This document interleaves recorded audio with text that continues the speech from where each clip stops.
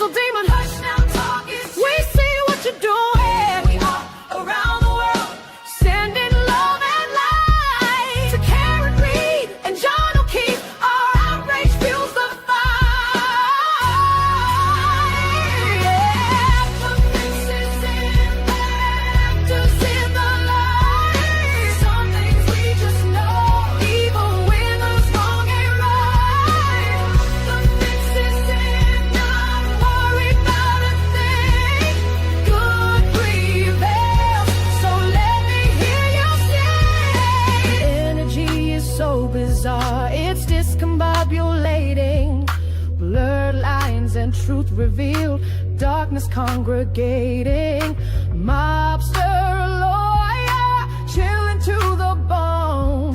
What on earth would you not do to bring fiasco home?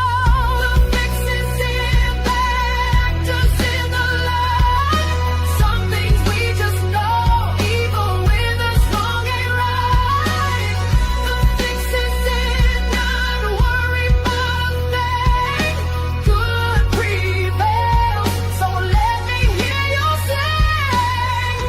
But none of it bears relevance. Parsing out the parlance, 47 down to 10. What's done is done, and here we are again.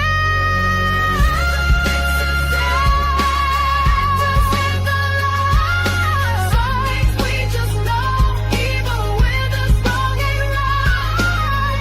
The fix is in, not worry about a thing.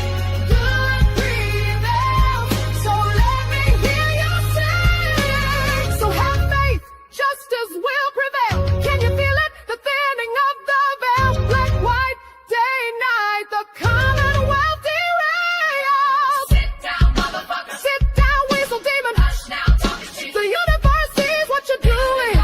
Around the world, sending love and light to Karen Reed and John O'Keefe. Our outrage fuels the fight. The fix is in the actors in the line. Some things we just know, even when the song ain't right. The fix is in, not worry about it, not a thing. Good prevails, so just let me hear you sing. It's disgusting, it's exhausting, but if she can't do it, so can we. We ain't got no quit, justice prevails. Free Karen Reed.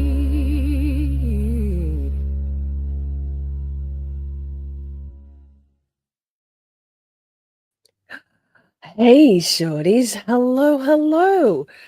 For the first time ever, and it will never, ever be again, I was an hour and 5 minutes early to the live stream. Hi, the dogs. And I sat down 5 minutes early, I thought.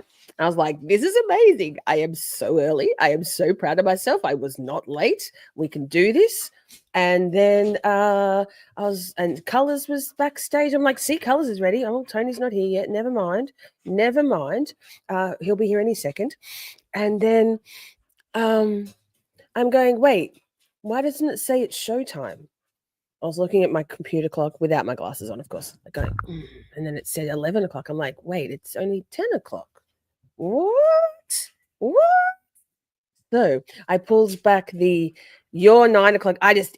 Time. What is time? So we just came half an hour early. I was just be excited for the first time and last time ever. So Hi, I see butterflies in the house. Pammy. Well, thank you so much. I've got my pretend hair on because I've got not much hair at all. This is my hair here, under here, short.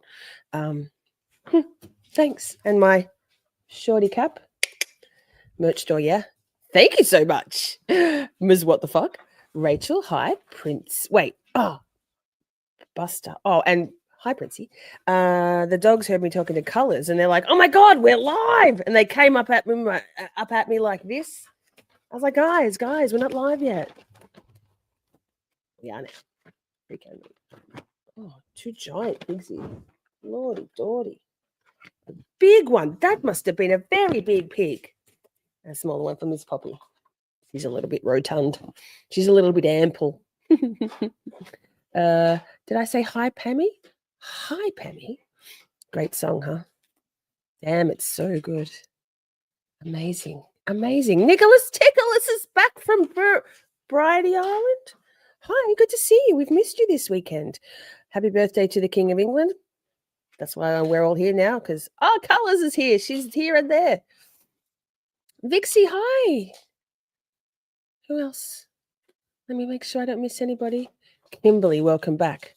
Let me see. Oh, Tony's here. Tony's here in chat and backstage. Is this the time when I get a private chat from Ms. What the fuck saying, "Put your damn glasses on, woman"? I refuse. No, I will. Anyway, hi everyone. Hi. I'm really excited about this conversation. I have our friend Colors. She's a Jedi ninja, and friend of the channel, Tony P, backstage. When I found out I wasn't working today in my peasant job, I thought, let's do something. Usually I don't know, like when I have guests on, I don't like to, what am I trying to say? I want to find out their perspective, and it's more like a chat in a sort of an interviewer, interviewee thing. I talk a bit, but you know what I'm saying. Very rarely have we had a panel discussion. It's been back since everything happened, way before that. And if you remember, there was a night when there was 10 people on the screen. That was overwhelming. We won't be doing that again. I got to put my glasses on. Fuck, Gabby, hi. I can see your name. Just. So I thought we don't need to be strictly disciplined in our conversation all the time, surely. Surely there's a time and a place for just some like organic conversation where we can throw out theories, speculate on things, talk about all things Karen Reed, wherever the conversation takes us. And so that's where we are tonight. That's what we're doing. I've got a little bit of stuff to talk about if it goes there. One kind of bombshell thing, it'll definitely go there. And then Colors has got some Micah call-ins. Hi, Micah. I still can't get my we could do a StreamYard link call-in. We could do that. My WhatsApp still won't link to my computer, my laptop. So I've tried a million times, it won't link. So then it's just going to be that highly unprofessional thing where I'm holding my phone up to the microphone. But we could do it. We could do it in Discord. Put the StreamYard link if you want to have a chat, Micah. Absolutely. So before we go any further, replay crew, hi. Thank you for joining. If you would like to watch the live chat replay on your handheld device, your tablet, your iPhone, Android, you can. All you need to do is swipe left on the comment tab, and it'll give you the option to view the live chat replay on your little device. There it is. Thanks. What the fuck? Hi Jay, good to see you. Let me make sure. Fuck yeah, nice hat, Miss Shorty. Thanks, man. Love 10-10. I think I've done enough talking. I think we could quite. Okay, Micah. Well, sure, sir. Let us know. I guess it should be ladies first. So, ColorsFlight. Wait. Hi, how are you? She's like, no. Colors has got children's stuff going on. Now, I'm here. Hey. okay, you are here. You are here. Fantastic. Hi, how are you? Hi. Can you hear me okay? I can. Can you hear me? Yes. And great. I just had a message from Tony, who said he just had a thunderstorm going through. His power just went out. He'll be right back. So it's just the ladies for now, Colors. It's been a while, girl. I know. We haven't been on together for quite a while, since way before the trial. And I have to tell you, this trial is like literally killing me. I mean, we're all cannot. dying. Yeah, Yes. I can't imagine what would happen if it's another mistrial and we have to continue on.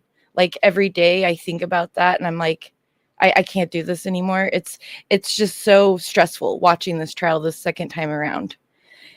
And then I also think it's really odd because it's like we know so much of the case. So then we're like, why aren't they saying this? Why aren't they doing that? What's happening? Like, you know, why are they shortening it? Why are they doing these things? And so then I'm like thinking about it all through the day. And it makes me like sick to my stomach. And I've never experienced anything like this. But yeah, so we're very invested. We're so highly invested in it from a sort of a helicopter point, of a 30,000 foot viewpoint, and also into the minutiae. Like I know you've been doing a lot of investigating of your own, and you know, drawing some pretty decent conclusions on things. well, and I think about Karen too, and I just think, my goodness, like this is just, and I feel so bad for her, and like even more so than the first time around. Like this time around, I will literally just be doing my daily activities and then I'll just start thinking about Karen and I'll start kind of getting a little emotional, which is very unusual for me. I mean, I'm not. Yeah, you're tough as nails. You're Yeah.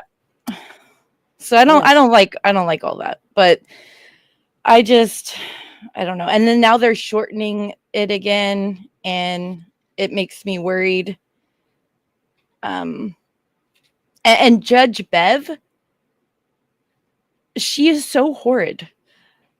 Every day she makes me even more like, I cannot stand this woman, you know?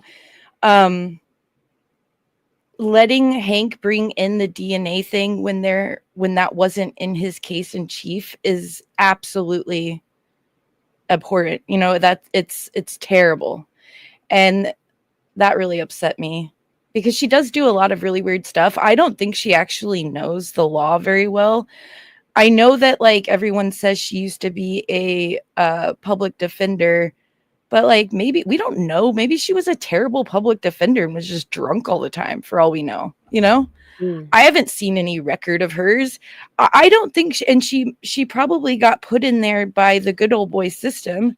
And I don't think she knows the law very well at all. I think that's why she can't rule from the bench. I think that's why she doesn't want speaking objections because she doesn't know what it is. So then she's on the spot to have to decide, where it's better for her to just go sustained or I'll allow that, because she doesn't really know what she's doing. And that's my new theory with her. Like I think she's biased, of course, all that, but I also think on top of that she doesn't know the law very well, and I also think she's just drunk too. Yeah, I have a feeling that she's looking more and more rugged with each week, isn't she? When like we did a slow mo on her when the camera was panning back from the screen to the witness, and she looks very ruddy. I mean, not to speculate, but I don't know. Maybe it's just tax. How old is Bev? 60? Do we know? I'm not for sure how old she is. She's got to be close to 60 or above. And these are big, long weeks. She's doing at least 20 hours in court every week. I know. 64. Princey says she's 64. So, I mean, she's just sitting there swiveling a chair and swinging her glasses. I mean, and by all accounts, not necessarily listening to stuff at times. She doesn't even remember anything from the first trial, it appears. It's like she has no idea.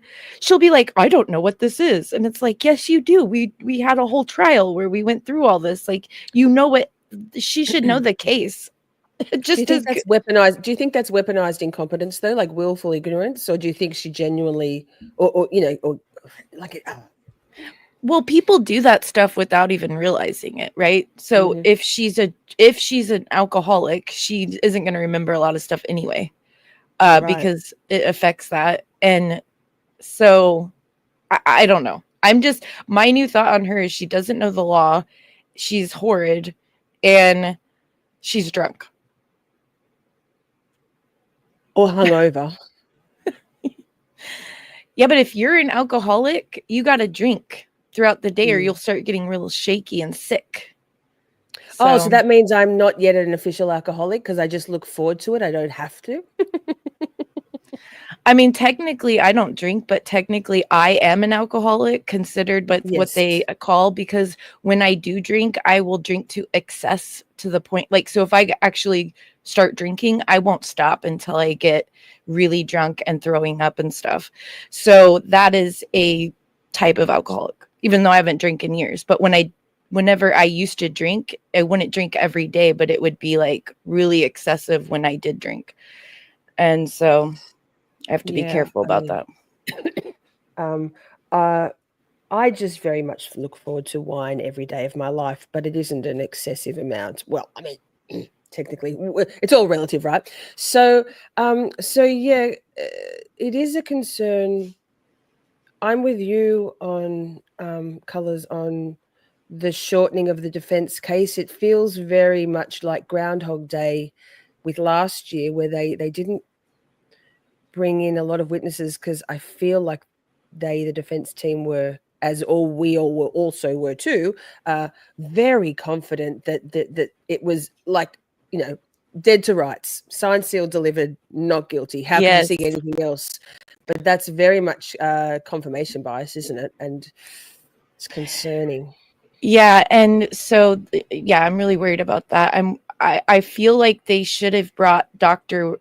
or Garrett Wing either in front of Dr. Russell, or they should do it after Rentschler before the ME. So then it's like you're getting a double whammy. Okay, they just said he wasn't hit by a car. Here comes this dude who's, let's face it, these are young people. He will connect with them so good. Garrett Wing is like an amazing communicator.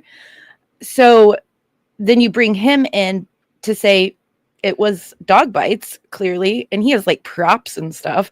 And then you do the ME, right, to say how he was injured and he didn't have hypothermia and all that. So then that would make more sense, but it sounds like they're not even going to call Dr. or Garrett Wing at all.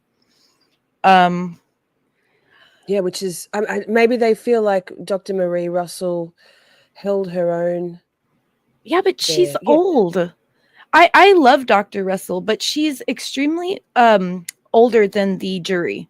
And young people are weird, especially nowadays, about old people. Like, they're not very respectful to old people anymore. No, I love old people. Like, yes, same. On my radio at work, I'm now, a two-way radio, our walkie-talkies. I heard someone on our channel, but not in part of our team, say, make some really derogatory comment about, I think it was a truck driver, talking about another driver on the road being an old person, and yes, they should all be shot. And I was like, man, I didn't say it, I should have, on the radio, like, you'll be old one day too. Like, nice attitude, dude. Like, yeah, no, it's real bad. That's why I'm saying, like, the jury, I don't know these people. They might be fine with older people, but maybe they aren't. And so, like, there's one that's like 21. So yeah, if you brought in Garrett Wing, I mean, I just don't get it. Like, Garrett Wing would really connect with these people. Yes, you still need Dr. Russell because she is a medical doctor and a pathologist, so you do need her. But then buttress it with this really charismatic guy. Also, though, what about the fact? Sorry to interrupt you, but what about the fact that perhaps these young younger jurors, the average, because I was watching Larry Foreman DUI guys live from the other night. Yeah, I watched that and too. yeah, so he was saying, they're very young, and there's a couple of older ones, but all it needs is for those couple of ones in the jurors in their 50s or whatever to have a parent who's about Dr. Marie Russell's age, and for the younger ones to have grandparents, and I think you've got, and like Hank was a piece of shit to her, so maybe they're going to be protective of her as a human and as a grandmotherly figure, let alone the way she stood her ground as an elderly person against that kind of bullying. It was like pretty vile. So, okay, since we're talking about Dr. Russell, I had a few points about her that I wanted to talk about. Oh, hey, Tony. One moment. Let's say hi to Tony. He had a power outage at the most inopportune moment. Hi. Yeah, like 4 seconds before we went live. Wow. Streaming is so dynamic, Tony. So Yep. pause that thought, Colors. And Tony, hi. Friends of people might know or recognize Tony's name from being in our chat and Uncivil Law's chat. You're one of Kurt's moderators, right, Tony? Yep. Been for a few years. Fantastic. So I just thought, and I saw that you'd been on with Kurt. We played the clip last night of you on with Kurt last week, and I thought, amazing, because Colors was already slated to come on with me, and I thought, why not bring in a third voice, a third person who seems to be comfortable on the screen and know his shit. So here we are. Knowing my stuff, maybe, but probably more than I do when Colors is rage all capsing at me in the chat when I'm on the screen, and she's going, "That's not Lisa." I'm like, ay. You can sort me out tomorrow night, Colors, and here we are. So sorry about that. No, that's okay. You hadn't had your coffee yet, and I can be very frustrated. Yes, I had literally just woke up, and then I'm like listening, and all I keep hearing is like things that aren't like true. Because and I get why she thought that stuff, because then later all over the internet I saw people also confused, but I just woke up and I'm like, what is going on? Why does nobody know anything all of a sudden? And I had like literally I was in the middle of making coffee, which is not a good, I should not be speaking to anybody before. It's all good. Yeah. It's all good. I'd rather be corrected on things I'm wrong about, and then I've learned. Well, I don't think it was you. It was Salty. It's just that you didn't get what she was saying, I think, enough to correct her. Like you weren't you guys were just talking, and you weren't really doing anything wrong. But well, thank you so much, because I was like, oh, Colors is yelling at me. Can I just pause and say hi, MediHub? Good to see you. Thank you for joining. MediHub is someone who I just earlier today connected with on Twitter. So it's nice to know that not all of Twitter is a cesspool of raging sock accounts, and that there's a real human out there. So thank you for joining, MediHub. Amazing. So Colors, what were you saying before? Have you forgotten your track since myself and Tony so rudely interrupted you? Well, we were talking about Dr. Russell, and I actually wanted to talk about a few things about Dr. Russell, and I'm sure Tony has thoughts about her too. So, so Hank, like on cross, was so terrible with her and stupid, because he actually got her to say the acute grief reaction, right? Yes. He elicited that from her. He was like, yes, please explain. Correct. And she was like, well, people who have a traumatic experience like she did, finding her loved one dead, go through what's called an acute grief reaction, which is, I actually looked it up and it is a thing. But and then she explained it, and I was like, oh my gosh, that didn't come from the defense. Hank did that. You know, but how many times Hank has elicited a lot of those things? Yeah, but it completely destroys his "I hit him," which was the whole basis of his case. Does. But Bev had Hank's back, because Bev basically precluded the defense from going there in their redirect. Because Alan Jackson ended up having to ask for a sidebar. They all went up there, then he stopped that line of questioning immediately after. But but that's in the record now, Tony, so they can bring it up in their closing arguments if they wanted to. So, but I thought that was amazing. That was one of the best things that came out of her testimony, because that explains, which I don't know why anybody would need this explained to them if you like are a real person in the real world, why people wouldn't you could see she was like extremely in a traumatic episode. Oh yeah. So and it bothers me that people, even all of like, we forget sometimes that like Karen Reed is a victim. Her loved one was Oh, yeah. murdered. In any other normal case, she would be having a victim's advocate. She would be, you know what I'm saying? But she doesn't get all that because she's a defendant, but she technically is a victim. Like, it's nuts. And then the other thing about her was that what was it? So, oh, the limo comment. Yes. Did you guys catch that? What did you think about that, Tony? I thought it was fine. I mean, I think she was not the first witness that had gotten a ride from the hotel over to the court with the I know, lawyers. but she called it a limo, which they're I not think in. There's we a talked about that in driver, our chat. so Yeah, we talked about that in our chat last night. Kraken was in chat. Colors, you were still asleep. I wish I had your sleep schedule, although maybe not.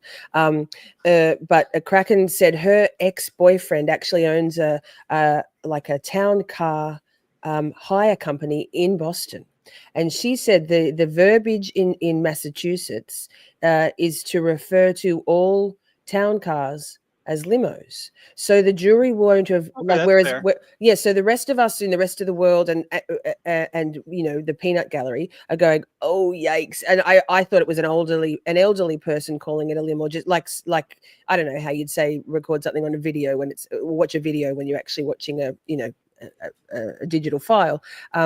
But so I know Andrea Burkhart made comment about that. But so I guess then you think about the jury is made up of all, obviously, Massachusetts locals. So to them, it might not have been so yikes. I hope they don't take that the wrong way, because Well, to them that's their parlance. yeah, that makes sense because Dr. Russell is from Massachusetts. yes. Exactly. So, but I was just thinking, okay, hopefully they clear this up on cross because it looks bad. She has like all these clearly very expensive lawyers. She has like 5 of them or whatever.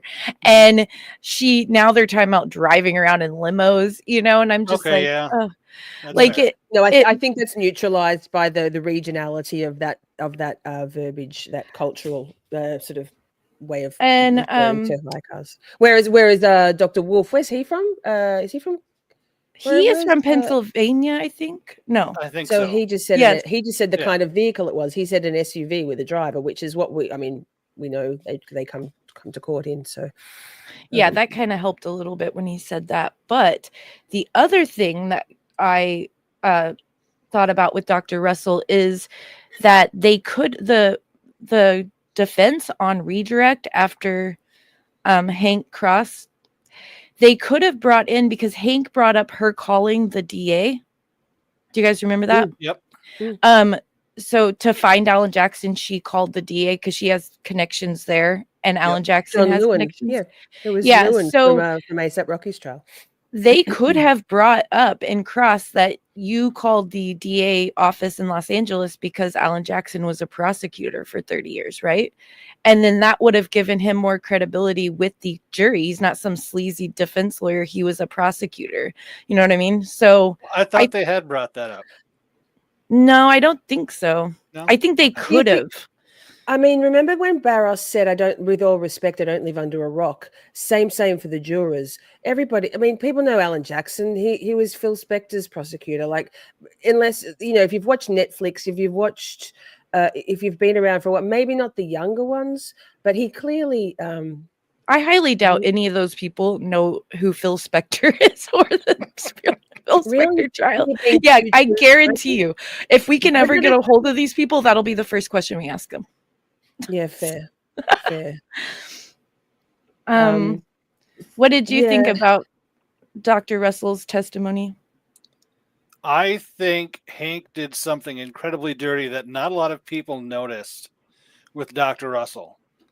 It was in like the garbage time in the last, I don't know, probably 15, 20 minutes of his initial cross.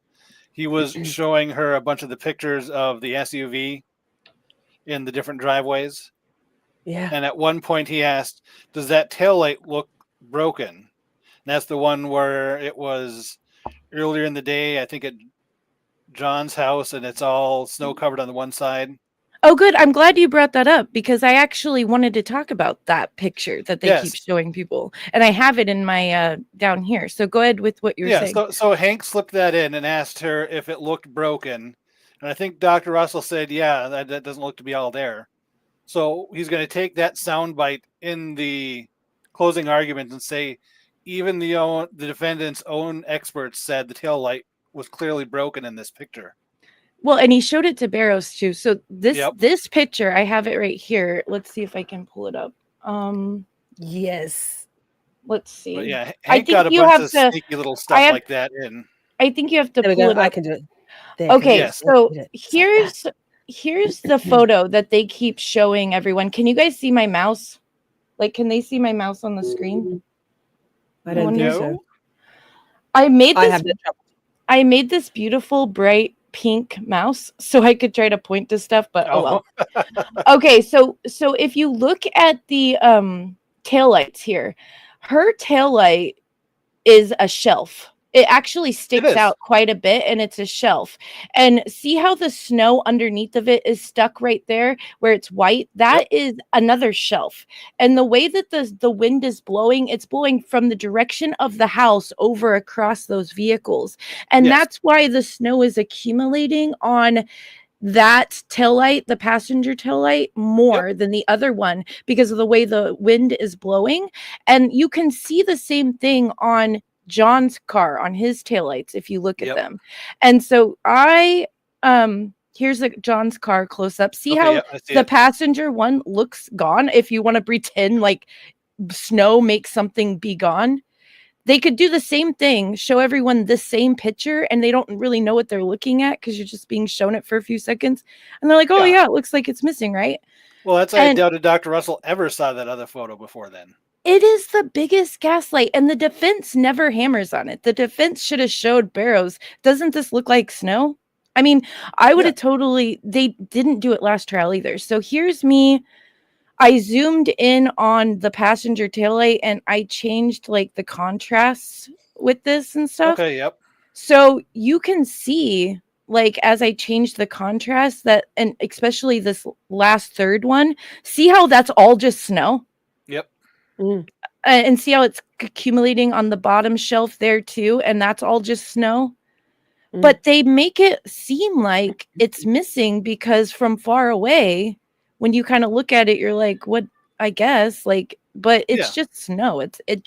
This picture drives me crazy, and why the defense doesn't hammer on that this is snow, like every time this picture is brought up, I don't get. That's one of the things that like I think that might be objected to because it's the lawyers would then be finding the fact that it's snow and pushing that versus leaving it open to the interpretation of the jury.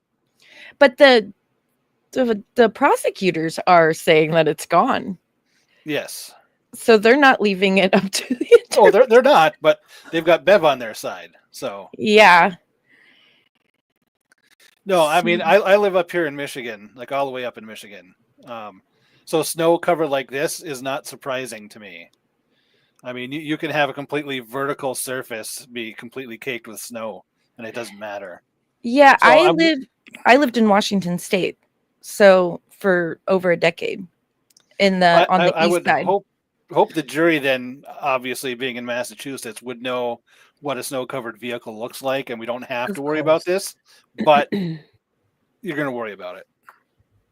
The other thing that Andrea pointed out is that a lot of what we've come to understand with this trial, I think very clearly, is that video and photo evidence or documentation, you can really take what you want to see from it. It's like confirmation bias, what you're expecting to see. It's like when they type out the transcript of an audio file, you know, when they tell, when you get the transcript of, say, a 911 call, or when the witness is narrating the CCTV footage, as soon as somebody, if you've got an already opinion of what you're going to see in that photo, you're going to see it. And on social media, on the Twitters, that's sort of, you know, how many times do you go like, are we watching the same thing? Like what I see is not what you're seeing. And these people will die on the hill, same as we kind of will, on what perspective, what our brains are interpreting based on what we're expecting or hoping to see. So I think that's interesting. Even the thing with the Higgins, the new, you know, the newly released Higgins video footage from Canton PD that night. I mean, it kind of did look a lot like Brian Albert, more like Brian Albert than Higgins, but only because it could, like me with my no Yes. glasses, it could. But then when you break it down, it's the same hoodie, and you know, I mean, maybe he changed his trousers, his pants seemed different afterwards. So what you It's want the to same see with from the car too. I mean, Yep. like the driving out of the Fairview, it's just the pixels reflecting the snow that's Yep. coming down. I have some of those, but we'll talk about that later. So what did you guys think about Officer Dever or Debor, or however you say it? Ooh, Diva. there's I think so she much prefers to unpack Diva. there. Diva? No, it's not. It's Dever. I'm being very Yeah. facetious. We actually watched a mashup last night, Colors, in the recap stream. But like I said, we were in Slumberland. A great mashup from a channel that I've only just discovered, which seems to be only a newish channel called Next Witness, and it's a reacts from the Dever testimony of all the, you know, various Las Vegas cops and all the law tubers. Oh, and Judy Ron. She was So this is problematic what I character. believe happened with Dever. Okay. She was brought in by her higher ups and she was showed her time card that they probably changed. And she was told, you clocked out at 3:45 that day, so you couldn't have seen what you thought you did, right? And she was like, Mhm. Right. And that's what happened with her. Yeah, and then, I mean, yes, obviously, the thing is, what do you think, Tony? She's definitely shot herself in the foot as far as Yes. being a witness, like a law enforcement witness forever and ever, amen. Because I would hope so. I don't know if they even had to show her a doctored time card. No, just ask her do the right thing. Yes, do the right thing. Are you sure it wasn't this? And then, oh, maybe it was that. So on and so forth. I just wonder why from the beginning. So obviously she was new to the force at the time. She had only been in Canton like a year and a half at that point, if not less. Well, she's from Canton. Yes, but I'm thinking she didn't know enough to have to lie in the initial investigation with the FBI. So she spilled her guts. They found out about it. Then they had to have a sit-down conversation with her. You said these things. These things are not helpful. Are you sure that's what you heard? That's what you saw? That's what you thought? Or did somehow this get put into your brain so that you can get out of this without having to say, oh, it was a lie? It can just be a false memory. Yeah, and it would have been better if she just would have went on the stand and said, yeah, I talked to the FBI and I was wrong with what I told them. It wasn't true. I understand that now. Instead of just fighting Jackson and sounding like a lunatic on the stand. I mean, well, she kept repeating the key phrases. So somebody had prepped her very well on what to say specifically to not get herself in trouble. So yes. She said that it wasn't the union attorneys, but I don't remember 100%. Can I show you all something that Tony, you've seen this, Colors, you might not have, that I found on the old Twitters this morning. So this is Canton High graduation. I'll play it a couple of times. Wait, not like that though. That's not how you press play, Shorty. Yikes. Make that loud. Enable. Sorry. So Kelly Dever, Canton High. See if you can notice anybody that is familiar. Did you know who Brian Albert was at No. that time? No, Did you know Kevin Albert?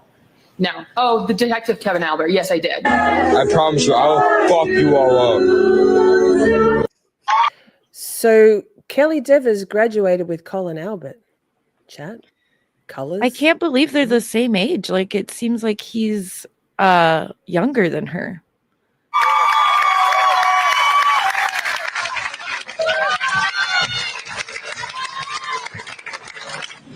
Actually, you're right. Now let me just see about that. Let me see what it says.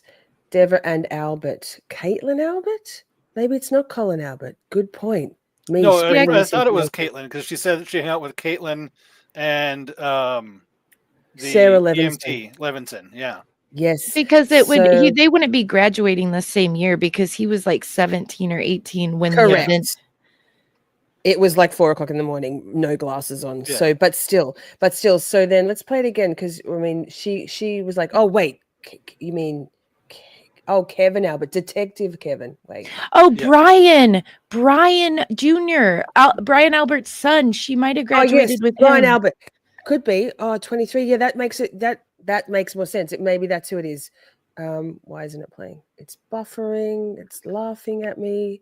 But that's why we're here, just to shoot the shit and look into things that won't play now. We forget about Brian Jr. all the time. Well, actually, that's a nice segue. I've got some stuff also still. I'll get rid of that. So so here. I had a very interesting conversation with someone last night who isn't in Massachusetts, but who so we just spoke about Sara Levinson, and I have some just walk and talk chat. Let me just pull this image up. Where is it?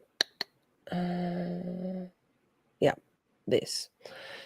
Probably have to put my glasses on though. Shite. So you might not be able to see it, but let me see. So this is Sara Levinson's affidavit. So we all look. Let me set the scene.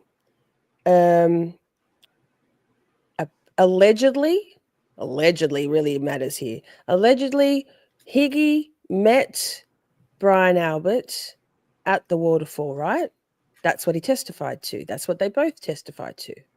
Allegedly, Higgy left the waterfall before anyone else in some ambiguous amount of time to meet them all at 34 Fairview. He said something like 15 minutes, but righto, whatever. And that he got there first, did a sweep of the driveway, come on now, with his Jeep when there wasn't any snow yet, not even enough to track a cat.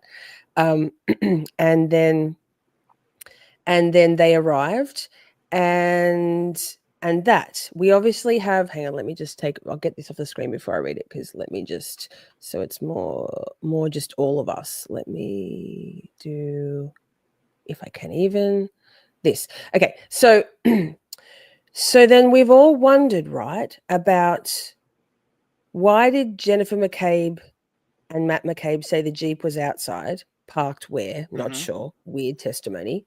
Why did Ryan Nagel, Ricky D'Antano, and Heather Maxim never see the Jeep? How did Colin get, how did Colin get home? Was it Caitlin Albert? Maybe. Why in the hell did Julie Albert say she was going to take donuts for baby Brian and drop them off in his car in the morning in a snowstorm? Okay, and leave what, donuts in the car to freeze? Also, sidebar 69 watching right now. Shout out 69. So it's all been rather, what's the point of this? Thank you, Pammy, Ali McCabe, Caitlin Albert. In my head, they're the same person, which they basically are. So it's never quite lined up, right? But there's been speculation about maybe Ali McCabe and Tristan. They're the two, aren't they? Is it Caitlin and Tristan or Ali and Tristan? God, it's Caitlin and Tristan. Anyway. Caitlin and Tristan, I believe. Mm-hmm. Took Chloe, right? I mean, I've got no answers for that one yet. But no, I think Ali McCabe took Chloe. I mean, I don't know for sure, but that's always what I thought. Yes. So here's the thing. None of it, there's no way that any of that can actually line up. So here's Here, this might answer some questions for you. And some of it is to do with the affidavit, and some Are of it we is gonna to do read with that affidavit? Okay, because like I'm I gonna was read it. reading it and So- then it went away. Yeah, so I just because I was talking and it was dumb because I can't change the layout. Well, wait, where's Tony? Wrong layout. Can I still see you, Tony? Let me see. No, Tony's not can there see now. you. Wait. Yeah, I know, but you're not on the screen now because of something what I've done. Well, no, it's just me. There we go. Okay. And now the affidavit, now that thing's tiny. Anyway, I'll read it to you and you can zoom in if you want, if you're on the phone. Sarah has known Brian Jr. for approximately 8 years and was at his house on Friday, January 28th, 2022 for his birthday. Sarah arrived at around 8 p.m. and that evening with Julie Nagel. Sarah stated that Mary Kent, Emily Fabiano, Courtney Albert, and Catherine Doody arrived and they all ordered pizza. Mary, Emily, Courtney, and Catherine all left prior to anyone returning from the bar. Sarah stated that Brian Sr. arrived home from New York with his friend, who she did not know. The two were returning from a New York police officer's funeral who was killed, yes. Sarah stated that Brian Sr., Nicole, and his friend left the house to go to a bar in Canton, but did not know which one. Okay? So they all went to the hillside. Brian and Higgins went to the hillside, right? After returning from New York. That's the testimony. And Nicole. And Yep. Nicole. So here's the thing. Higgins' Jeep, and I have this from a very reliable source, was parked at the hillside. They all drove back to 34 Fairview for whatever reason, they being the two Bryans and Nicole, and then all went to the waterfall together. So Higgins' Jeep was parked at the hillside all night, right? All night. So the Jeep story, the sweeping of the plow, the ambiguity of when, and this is, there's a, like this, it's secondhand, but the person that I spoke to last night has been speaking to a reliable source who works at the hillside, right? Still, and can attest that the Higgins Jeep was there all night. He parked it there all night. So they all got to the waterfall together in the same car, right? They all went back to 34 Fairview after the bar had closed together in the same car. Brian Jr.'s car was not actually at 34 Fairview in the footage from when first responders were on scene. Not there. John Camo, his channel Canton Chronicles, has done a lot of research and has scoured the photos to see that Brian Jr.'s car was not in the driveway that morning. It doesn't arrive onto the driveway at 34 Fairview until about 7:30 a.m. So the utility in the lie of Julie Albert supposedly taking donuts over is to place Brian Jr.'s car at 34 Fairview all night and that morning, right? Parked in the drive. So where was Brian Jr.'s car? If Brian Higgins' Jeep was at the hillside and Colin and Brian had to hightail it out of there after whatever the fuck went down, they drove baby Brian's car to the hilly. Pause. Higgins drove Colin home. That's that 30-minute window between when Higgins says he left 34 Fairview and he arrived at Canton PD, which we have timestamps on the video. And then someone went and got baby Brian's car and brought it back to 34 Fairview in the morning. So that clear. If that's all true, and I kind of, it makes a lot of sense, particularly when Sara Levinson puts them all coming home from New York and then leaving and going together to the waterfall, which is in stark contrast to what both the Bryans testified to, and Nicole in the first trial. Well, I always thought that they rode together because they were together from New York the whole time. Right. And then they went to the hillside. So I always assumed they drove together. I never believed that the plow was there. And the reason why I think they said it was because they wanted it to make it seem like there was a shit ton of snow. And that's why they couldn't see John. You know what I mean? They were Yes. trying to imply there was a shit ton of snow. Like, oh, he had to sweep the driveway because it was already piling up and he made a berm. And then when he was, so No. like I think the But whole it never lined up. The Jeep story never lined up on so many levels. But Higgins So did that have was the Jeep at Canton PD that night. so Yeah, like, maybe he might have gone to so he drove Colin home, took his car. Colin took baby Brian's car to the Hillside car park, swapped it out for his own car, drove his own car, the Jeep, to Canton PD. The baby Brian's car's left in the Hillside car park, and then somebody goes and picks it up in between, or somebody in just time to have it drove. back. Somebody could have just drove them, like it could have even have been Brian Albert just drove Colin home and dropped Higgins off where his Jeep was and then drove back home.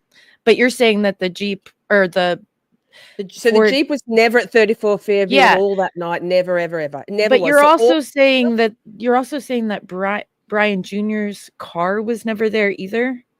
it wasn't there overnight. It What wasn't there. what kind of whenever, car does he have? Because do we know what his car was? I'd have to go onto Canton Chronicles and look. But John Camo, who's Dixie Normus, ex-Canton resident, has been on Camp Shorty as a guest before.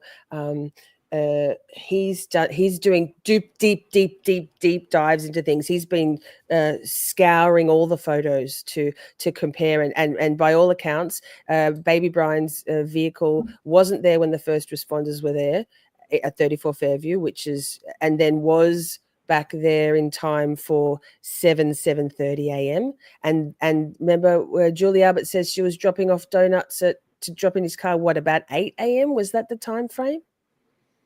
If I don't recall correctly remember. from the first trial? Yeah, there's something weird going on with all the vehicles involved. And I have all kinds of thoughts about the Ford Edge that I think about that was there. And you know, one of the things that drives me crazy with the anti Karen Reed people is that they're always saying, well, she has to be guilty because no one saw him come in the house. And then I'm like, well, we have to use logic the same way. So if she's guilty because nobody saw him come in the house, she's also not guilty because nobody saw him on the lawn, including people not even involved with the house. So it goes both ways. So that it drives me nuts, you know? And Yeah, you can't not spot a body in the snow at that distance if you're leaving. No, Yeah. of course not. It's and ludicrous. driving by, I mean, like, we all drive cars. Like, I look when you're driving, you're looking to the side, you're looking to the front, you're looking to the back. Your brain's doing tons of stuff while you're driving without you even realizing it, because that's how you have to drive. You can't just be like, you know what I'm saying? And you're just driving slow. It's not like they're driving 30 miles an hour by that. They just pulled out and are like driving slowly by that spot. I mean, it's just ridiculous. Interesting. Mark Baumeister's just had a point that colours, I think, aligns with what you believe, that John didn't go in the house. It happened in the garage. What are your thoughts on that, Colours? I know you've done. Oh, you guys want my theory already? All right. Bloody oath. Well, I can save it. We can save it if you want. We'll come back to that. Mark. No, it doesn't matter to me. I just we could talk about it now. It's no big deal. Okay. So this is trigger warning, because I'm going to show some pictures on the screen, and they're going to be John's head wounds. So, okay. But not right this second, because I have to like set it up. Okay. So this is my theory about what happened that night, and it's very detailed. Okay. So everybody prepare for a story time. Okay. So I think, have you guys ever been to a house party where they open the garage up for guests to smoke and hang out, and then there'll be like a little bit of music in the garage too, even, and there'll be people in the garage and then at other parts of the house at various times? So I think that that's quite possibly what could have been going on. And so I think Higgins, so Brian and Nicole and Higgins literally just got home. And I imagine that if you just got home, you've been out all day, Brian Albert is going to go let his dog out and go upstairs to change and maybe brush his teeth, like, you know, maybe go to the bathroom, whatever. And so all this is sort of happening at the same time. Higgins is in the garage smoking. I don't know if he smokes, but he's doing something in the garage. And then Brian Albert lets the dog out through the back door of the house into the backyard. That garage has a back door that's in the yard, and it has the side door. So I believe the back door was open. Karen and John miss Fairview. Okay, so they miss Fairview, and Brian Higgins sees that. So Brian Higgins texts, "Are you coming here?" Right? Because that was around 12:20, and you have to minus 3.1 minutes from, or 3.01 minutes from all of Whiffin's location data. Okay, so if you actually look at it that way, Higgins is texting right as they're blowing by Fairview. And then they turn around and they come back, and John gets out of the car and goes up towards the side door, just like Karen said he did in one of the documentaries. And then he instead sees Higgins in the garage, and he goes into the garage to greet Higgins or whatever. I mean, maybe they were mad. I don't know the whole what John was feeling or thinking or whatever. But so as John's going into the garage, Brian Higgins is letting the dog out into the backyard. Or as John's going in the garage, Brian lets the dog out into the backyard. The garage doors open. Him and Higgins start arguing. And so now this is another point to the story. Colin Albert either is in the garage with Higgins before John shows up, just chatting with him, or he's sitting by the back door, like waiting for his ride, if that's really what was going on. And as John and Brian Higgins start arguing, the dog hears the arguing, comes into the garage through the back door of the garage, attacks John's arm. The bruising that you see on the arm with the dog bites at the on the back of his hand. Okay, you guys know those bruises where there's like, Yep. it sort of looks like a spider bite because there's two little punk tape bruises. So what he's doing as the dog is coming at him and biting, he's smacking the dog with his back hand. I've seen it happen when I've seen a dog attack somebody, and as it's attacking them, they're holding, and then they smack the dog's face kind of to get it back. You know what I mean? And that's what those bruises on the hand are. And that's why they're little points, because it's her teeth. He's kind of hitting her teeth as she's attacking, coming in and out, because that is an in and out dog attack. The dog is coming in, biting. She's falling off, and the teeth are scraping, and he's pushing her back, and she's coming back at him. Okay, that's an in and out dog attack. It's not like she's just there and she's like bite, bite, bite, bite. Okay, and so that's happening. John's glass that he's holding in that hand that gets bit drops to the ground in the garage, and it breaks. His other hand has his cell phone in it, which then either falls, or Brian or Colin Albert takes it from him. Okay, so now Brian Albert has his phone.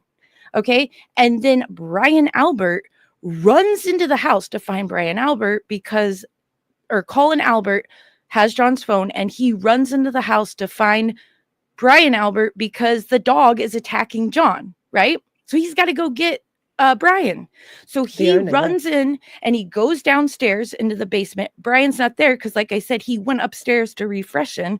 So then he goes back up from the basement. That's two flights because of the way the basement stairs work.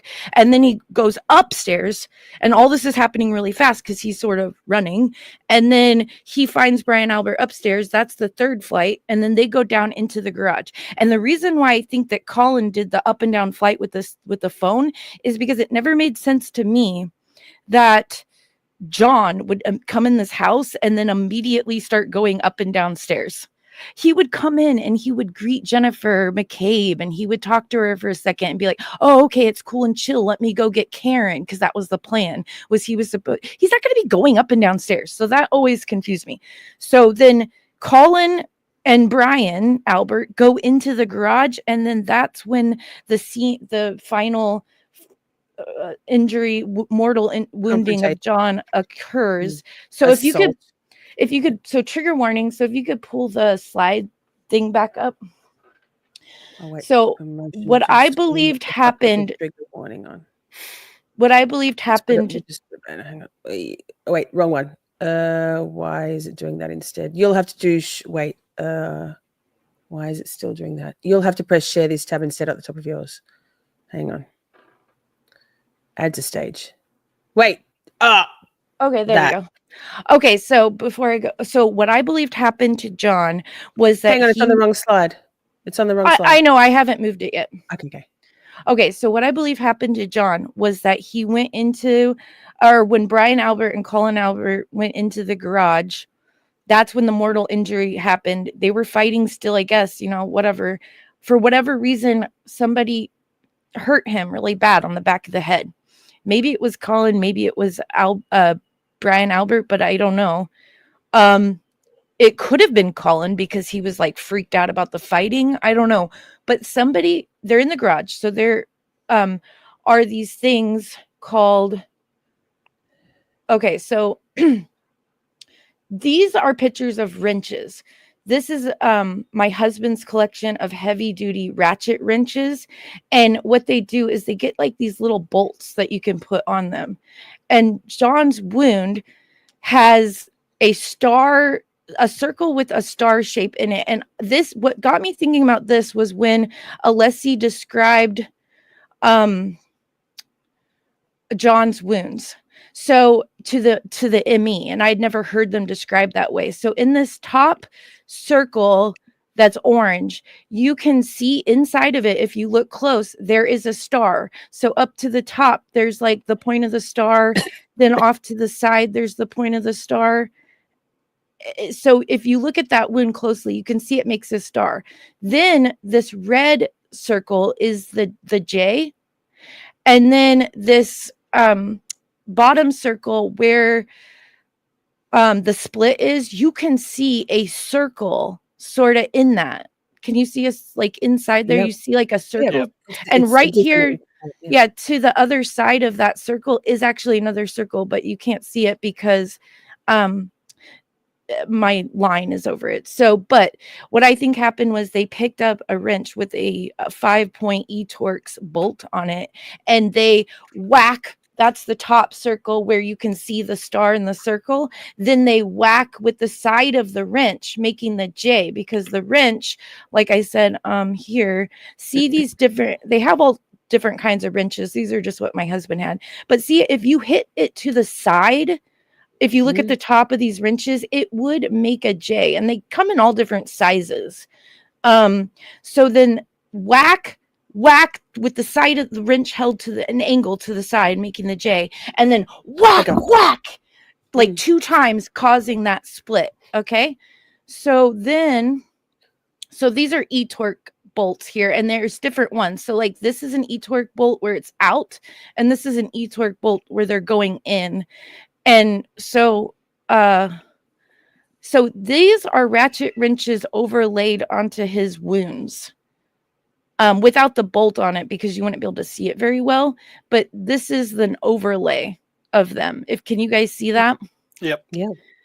And then this is a different type of ratchet wrench, because they have other ones where it's long and there's another part like this where the J is, they have it over the J. That's the other side of like this wrench over the circle star wound. Okay, so that's just showing how that could lay on top of those wounds. And then here is the move to the side so that you can see the wound that they would be going over. So these are just the ratchet wrenches moved to the side. And so that's my theory. And that this would be an extremely, and maybe he was hit more times. I mean, I don't know. We can't see only this part of what was shaved on his head, but the medical examiner or the brain neurologist from last trial said it was like contusions all over his head. So he might have been hit more times, but the fatal wounding was this whack really hard. And in this picture, you can see close together 2 little circles in the middle of the split. So it was like whack really hard into that split area, and that was the mortal wound. Micah was saying, "What? How did you explain the vomit down the front of him?" Well, if he was standing when this happened and straight away he vomited from the impact and the brain injury, the instantaneous, that makes sense to me. I mean, I don't have any evidence that there was vomit all over his front. Like, Yeah. In his boxers. there's been talk about the boxers having vomit, but I've never seen that evidence. Yeah. And other Dr. Wolf, the neurosurgeon, said the break pattern was consistent with just a fall to a flat, hard surface as far as the injury to the Yeah. back of his head. I don't, And but it doesn't really seem like that when you look at it closely. The ME that the state had, I know people love her, Dr. Scortibello, Scortibello, yeah. but I don't love her at all. I don't think she was a very good ME. I don't think she's very good at her job. I think you should have known that his head was hit multiple times with a blunt force object. I think you should have caught that he didn't have hypothermia. There's lots of things that thank God she ruled it undecided, but technically she shouldn't have, because it was a murder. He was freaking hit in the head, blunt force trauma in the head, and killed. So I don't know. I have mixed feelings about that lady, and I am so like on pins and needles to hear from their pathologist. Yeah. The defense. So also when people were asking what about his black eyes, well, I mean, obviously I believe that some of that ecchymosis came from the brain swelling, but initially, who was it? Was it Kerry Roberts who said that he had one of his eyes was swelling up, or is it Karen in one of the documentaries? I can't remember. One of his eyes was Kerry swelling said that. first. Kerry said that. So one of John's eyes was swelling first. So that would, well, Colin- ecchymosis doesn't normally involve swelling. So you'll get ecchymosis where your eyes turn black, but they don't normally swell up. Like they can if you get a really hard brain injury, but like there's pictures online where you can look at people with ecchymosis where their eyes aren't swollen. They're just completely like black, like raccoon eyes. And to me, his eyes didn't really look like that. They looked super swollen They look from like getting been hit. But exactly, which put Yes. the laceration above his eyebrow. Yeah, the other part of my theory that I left out was that the glass fell on the ground. So when they whacked him, he fell on the glass, and a piece could have got stuck in his nose if he fell onto the glass. So that also clears up that I issue. like that. And Colors, remember when I said I had that dream a little while back, maybe 3 or 4 weeks ago, where I had it wasn't a dream, I was awake. It was a very strong, it just came into my mind of being in Nicole Albert's, from her perspective, and of her reaching down when they were cleaning up to move out of 34 Fairview, and she reached down and picked up a piece of broken glass that they obviously hadn't found, and looking at it, and I felt like it was in the kitchen or something, but it would make sense if it would happen, something like that happened in the garage.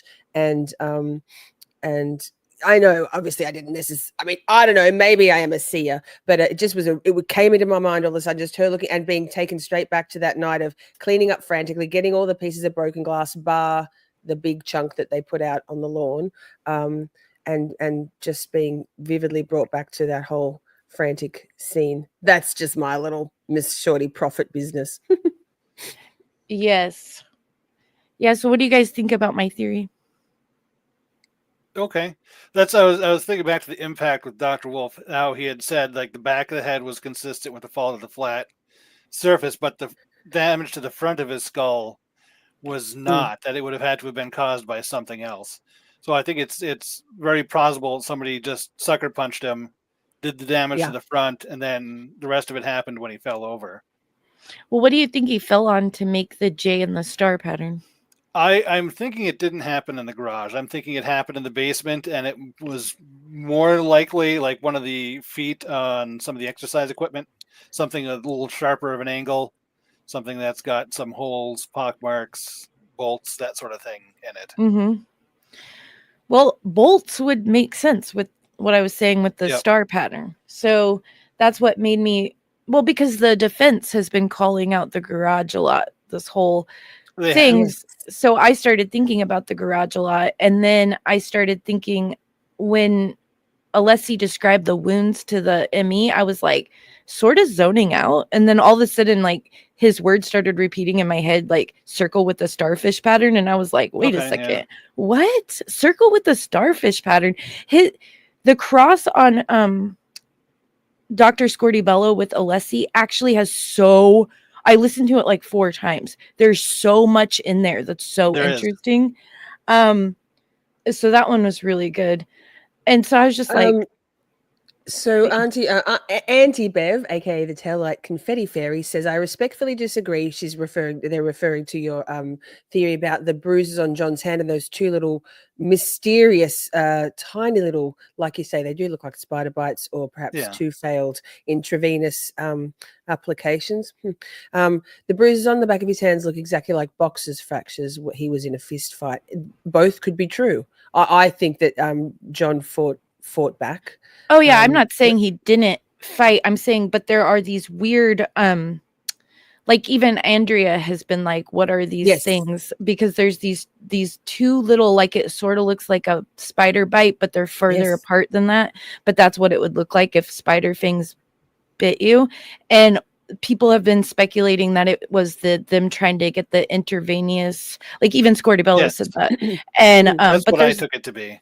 yeah, but there's like, particularly with Sara Levinson, a nurse, is in the residence, and also Brian Albert might have had. I don't know. They tried to revive him. I'm not sure. yeah. So I just have seen that exact when a dog is attacking a man, I have seen them smack in its face to get it back from them, and so that's what made me think of that would make sense with that bruising there. But I'm not saying he didn't punch anyone. No, I think there definitely was some punching going on. Yeah. Nick says, but the defense aren't really laying the case of the scenario within the house. No, well, because Colin Albert has barely been mentioned. Bev precluded him from being mentioned. He's not allowed to be mentioned. And it's made this integral part of the Free Karen Reid narrative irrelevant. Maybe from a trial perspective, but from a shooting the shit and throwing around some ideas, it's not irrelevant at all. I mean, most of us, I would say, are intrigued to try and solve the case of what actually happened, in addition to freeing Karen Reid. So the defense really isn't going down the third party culprit line of questioning this time. It's more, we don't have to prove who did it, we just had to prove that it wasn't Karen. So they backed off on that significantly in this trial. Yes, it's there, but it's not blatant. So what do you say to Andrew Perry? Because I love your theory, Colors, but I still feel I'm torn now, because Andrew Perry says, sorry, disagree. It all happened in the bottom room where the carpet was ripped up. I believe they lured him down there where Higgins and the dog were waiting for him, as well as O'Keefe. A big g'day. That's kind of what I used to think. I'm now... Like your theory is very convincing, Colors. As particularly focus on showing. We've all always thought it was in the basement. It might have been tunnel vision that we all just kept thinking it was in the basement. There's a lot of reasons why people would change their flooring in their basement before they sell a house. There could have been a crack in the foundation. There could have been a leak in there. And when you're going to sell a house, it gets inspected, and then there's things that you have to do, like if somebody wants to buy your house, they're going to contract with you to get certain things done. So there's I know that we can sometimes think every little step that these people did involves after this happened involves John O'Keefe, but sometimes there's other things that are going on in life than just that. So we all did think that. I used to think that too, but and it still is plausible. I just don't know how it explains some other things. He wasn't supposed to be going into the basement. He was going to... Jen invited him there. He would be going in to greet Jen, who he was just on the phone with, and talk to her for a second, and then go get Karen and bring her inside and say it's cool. Why would he be going in the basement? Why would he be going up and down stairs? Why would he be... So I'm just trying to, put together all that. It Right. doesn't really Simi, matter though. That's just my theory. no, Everybody has a no, theory. I Yeah. love it. No, Simi said, what if it started in the garage and finished in the basement? I mean, that could be. Well, it all happened pretty Maybe quick because because Yeah. Higgins doing all that shady shit. So Truth Revealed, Sergio Domano has a really fantastic series from Higgins' testimony, a real minute breakdown of his testimony. I love it. Statement analysis, and he was talking about there being some interesting tells in some of Higgins' testimony about the car and pulling up the plow where he said he had to like use the fish stick or whatever it's called to pull up the plow a fixture and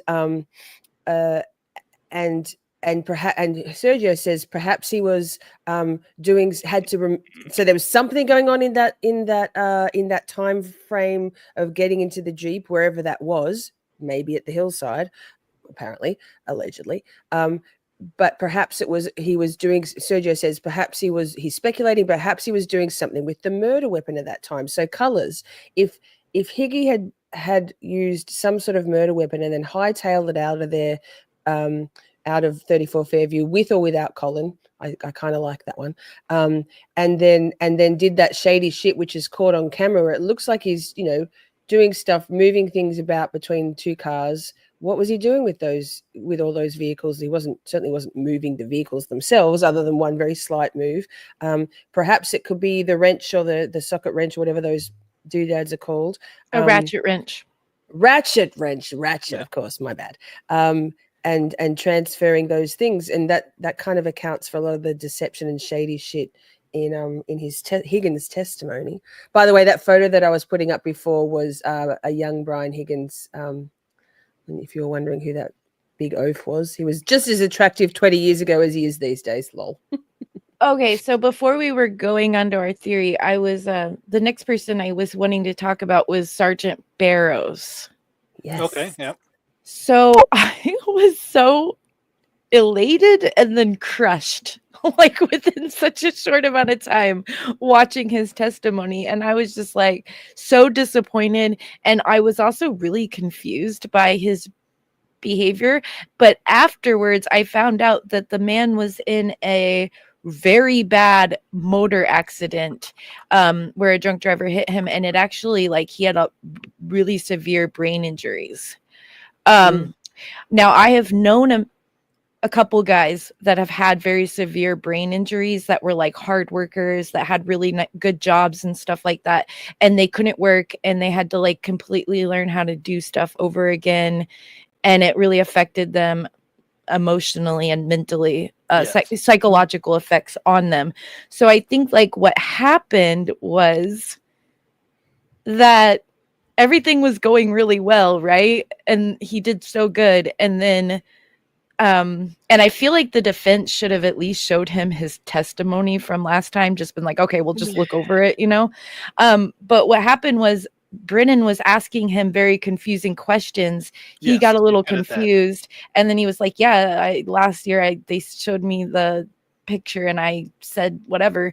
And then he was like, oh, well, look in your testimony. Then you see him deflate. On the stand, you literally watch his shoulders go down. His demeanor is so completely different. And the reason why was because of this injury with his head and how it affected him mentally and psychologically. So Brennan got to him like that really dirty way. And so then, because I also think his brain isn't processing things as quick, so the questions were confusing. And that's why, because even AJ tried to rehabilitate it and be like, you don't know what week your birthday was 2 years ago. And he was like, no, I don't. And he's like, that doesn't mean you have a bad memory, does it? And he's like, yes. And I'm like, what? Why did he say yes? And I think it's just because after he got off his groove, he wasn't getting the questions into his brain very well. Okay. You know what I mean? And so I think that's why everything seemed so weird after the direct with him, which is very unfortunate. Fair. I had seen it a little bit different way. In the first trial, he said what he needed to say because he wasn't going to lie on the stand, but he also didn't want to elaborate because he didn't want to be the one to point the finger at the other cops. He wanted to say his piece, get in, get out. He figured his testimony is not even needed for this to be a not guilty. Why face the consequences? No, I think he did want to talk because he was being he was never crossed. So when he was on direct with Lally, he said it was he was trying to get it out there because he hadn't talked to the defense. So he goes, there was a piece missing, but it wasn't completely broken. And then the defense didn't cross him at all. So he didn't have a chance to get in it with them because they were afraid, they had never talked to him before. So they were just like, okay, that was good. That's possible. But I now he knows he has to speak up or this is going to happen again. So now that he is speaking up more, it's going to look somewhat inconsistent because it didn't come up last time. And then he's worried about how that looks and now what he's going to face and potential backlash from wherever he's working. I joked in the chat at the time that given his testimony, he's probably got his bag and family packed, ready to head on vacation as soon as he walks out of that door before somebody decides. Dangerous. He's not Dangerous. working right now because of the brain injury. That's why when they asked him about the reports, he goes, well, I'm not writing very much anymore right now because it takes a long time he's on leave from that. Even though it was a while ago, it takes a long time to recover from that kind of injury. And if what we saw on the stand where he was so unconfident once his memory got questioned, I can't imagine him having a gun and all that at the moment. So, okay. So the other thing, so this kind of dovetails with Barrow's testimony. So Barrow said that the piece that, okay, so let me pull up my slide again. I'll when you get it off John's head wound, I'll put it back on the screen. I'll change the format. So, I can move them from here. I didn't know that. Yes, okay, here we go. Yes. Okay, so that's wait, it's not on the screen yet. Wait. No, Tony's not there. Wait. Now Tony is. Good. Carry on. Okay, so people in the Free Karen Read movement have been always kind of saying that this top part, which is clear, that wasn't reconstructed, is the part that was hit. And we just kind of assume that because it wasn't reconstructed. But actually, they didn't reconstruct any of the clear pieces that they found. So it's not that these pieces weren't there and the diffuser pieces and all the other, they didn't put any of the clear pieces together. So that's why that piece is just missing, and Barrow said that it was this piece down here on the side that was missing, so, which kind of makes more sense because if you're backing up the way that she was, you probably would hit that side part of the red on something of his car, and it just kind of snapped it, and it had to have fallen there. I mean, I can't imagine it staying on in that not kind of very far, anyways. So, Tony, now that we know it was this part, and then we see this taillight reconstructed and that part's there, what do you think about that?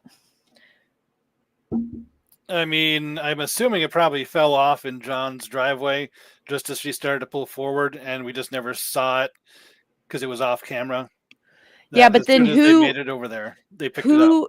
Okay, so you're saying, so your theory is that this piece that Barrow saw missing fell in John's driveway, and somebody like Jen McCabe? Karen says she picked up a few pieces. Karen says in one of the document in the Body in the Snow, she says she picked them up, doesn't she? She didn't pick them. She didn't pick. Is that a false memory? Have I confabulated something? No, she says something about she saw that it was cracked and she picked out a few pieces, but that doesn't even make sense with Barrow's testimony because this is just a big piece cracked, missing, and then there's just a reflector under it. So there's a lot of times Karen says things that I don't put a lot of weight on because she has her memory, she says all kinds of contradictory things all the time. I think a lot of that.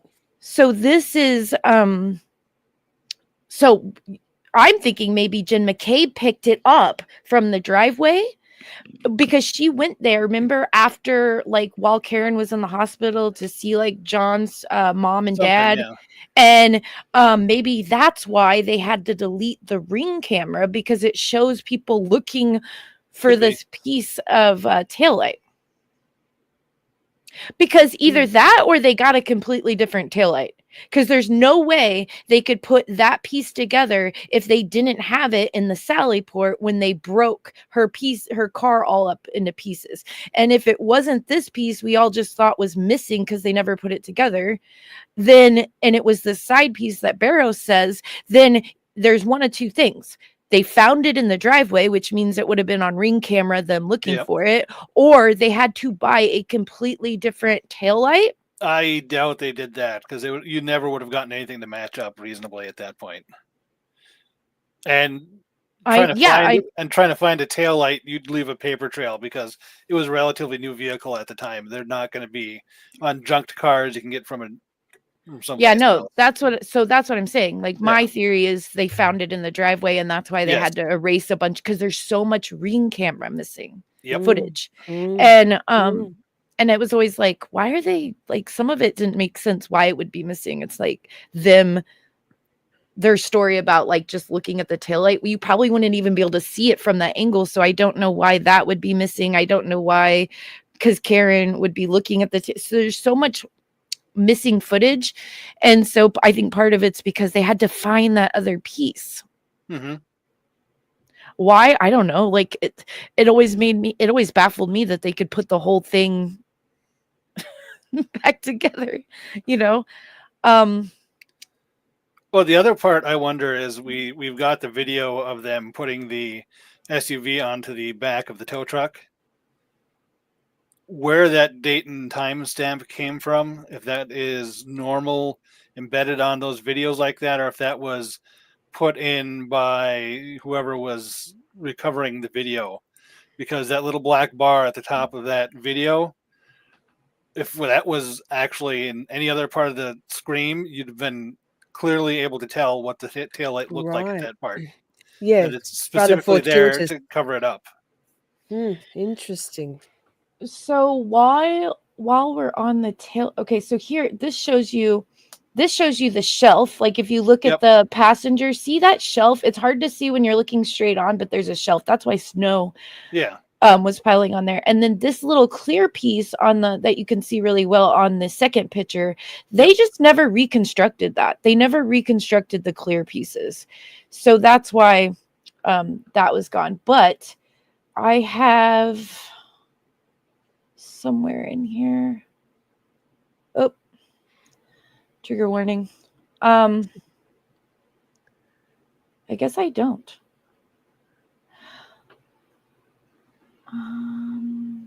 Just want to say while you're pausing, Cheryl with an S says, did I mention I got a pic with the great Dr. Russell?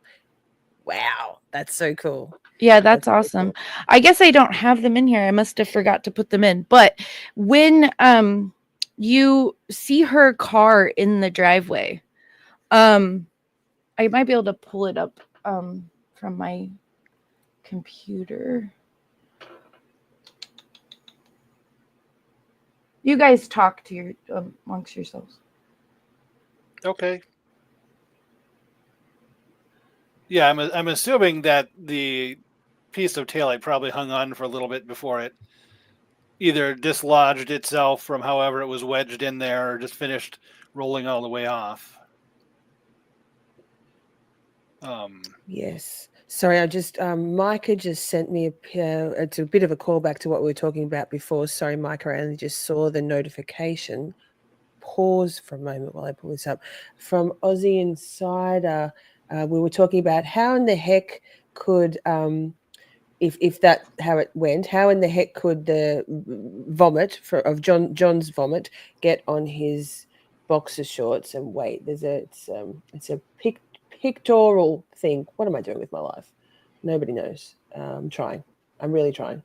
So let me just pull this up and let me see if I present my own share screen. this. So I guess a bit of a trigger warning. So that's how that could have happened. Colors, I think that ties in quite nicely with what you were saying with Chloe. It doesn't necessarily have to be a fallback. What's that there? Falling back on a weight bench. That's what you were Yeah. thinking, Tony. Yeah, it doesn't have to be one of the uprights. It could have been one of the dark plastic feet they showed there. Something with a sharp corner on it. But the edge does. I mean, colors laying over of those images of the ratchet wrench onto John's skull. I mean, but that I think more for the. I mean, very graphic, but the pictorial sort of reference of how it could have happened. ARCAA's chicken gun. It was the cold hard ground. Yes, fair. The frozen grass. You mean per Dr. Wolf, Dr. Daniel Wolf? Yes. Okay, I got these pictures of the taillight in the driveway Where's up. yours? So wait. It's coming. It's coming. Can you press share this tab instead?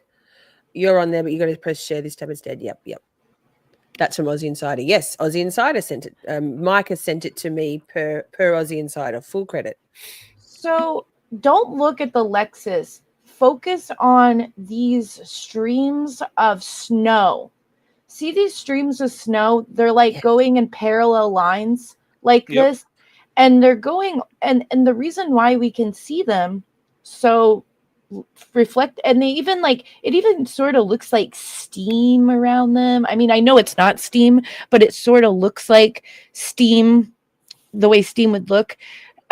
In between the lines of snow that are lighted up by the ring camera lights. There's ring camera lights on the ring camera right on the house, right up here, up on the house. And you can even see some of them reflecting on her car, like little white dots.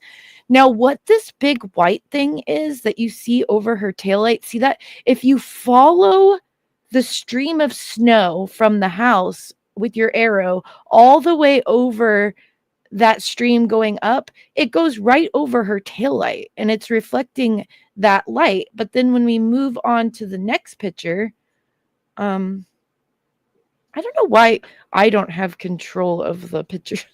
You have to pull the next picture up. It doesn't say. Oh, I see. That's weird. Oh, I see. You've got different pictures. You've got different things. Easy peasy. So is it the one that's called, is it just the next one in order, this one? Yeah. So then as the car has moved forward, now those lines of snow are in different places over her car and not on the taillight. Yeah. And so then if you pull up the next picture,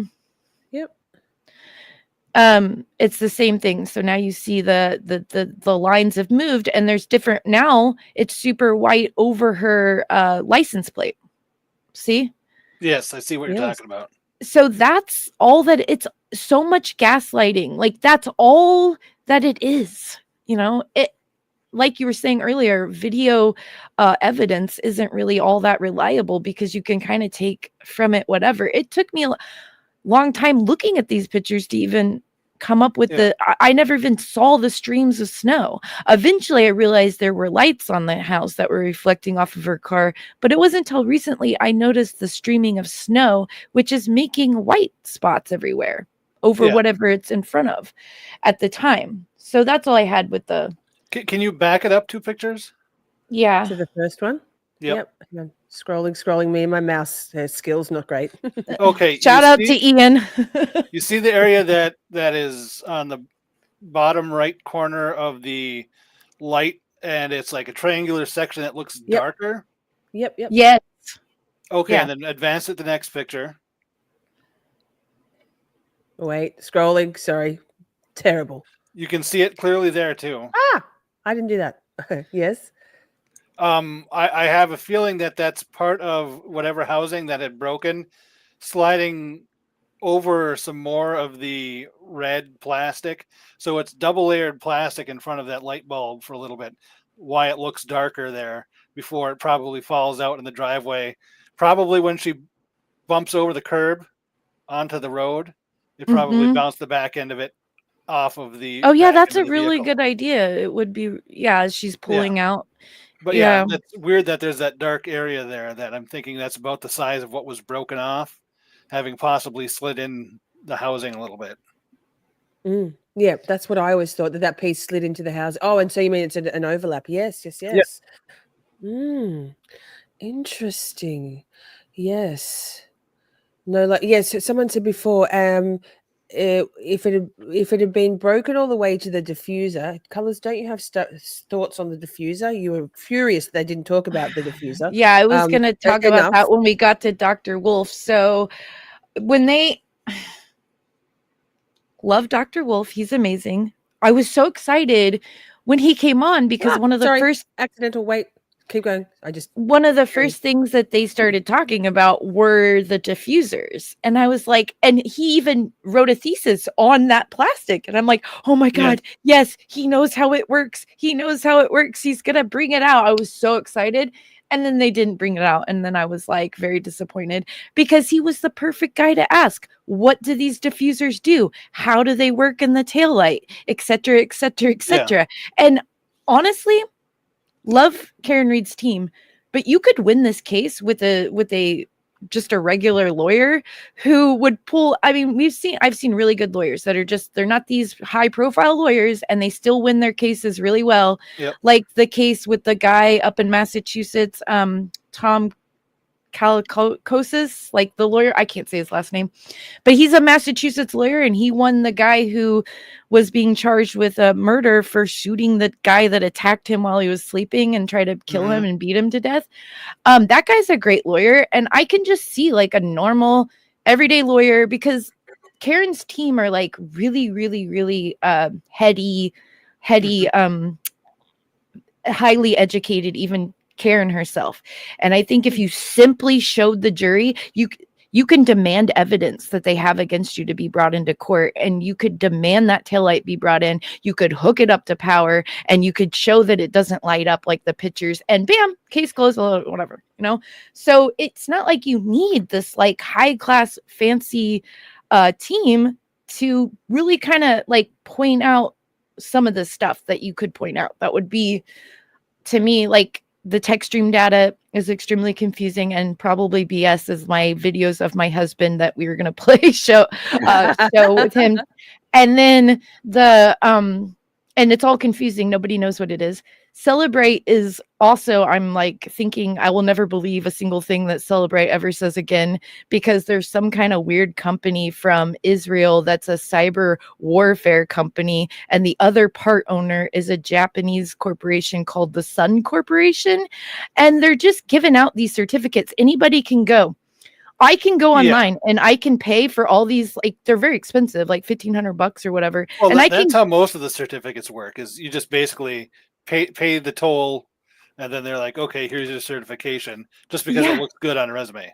Yeah. And so anybody can go get these stupid certifications. And then to be able to write up like a paper or a research thing like Hyde and Whiffen are doing, and then they're peer reviewing each other, and then get Celebrate to completely change their program so it reflects what they want it to reflect for the cops. Because let's face it, Celebrate works for the cops. Aperture works for the cops. Okay?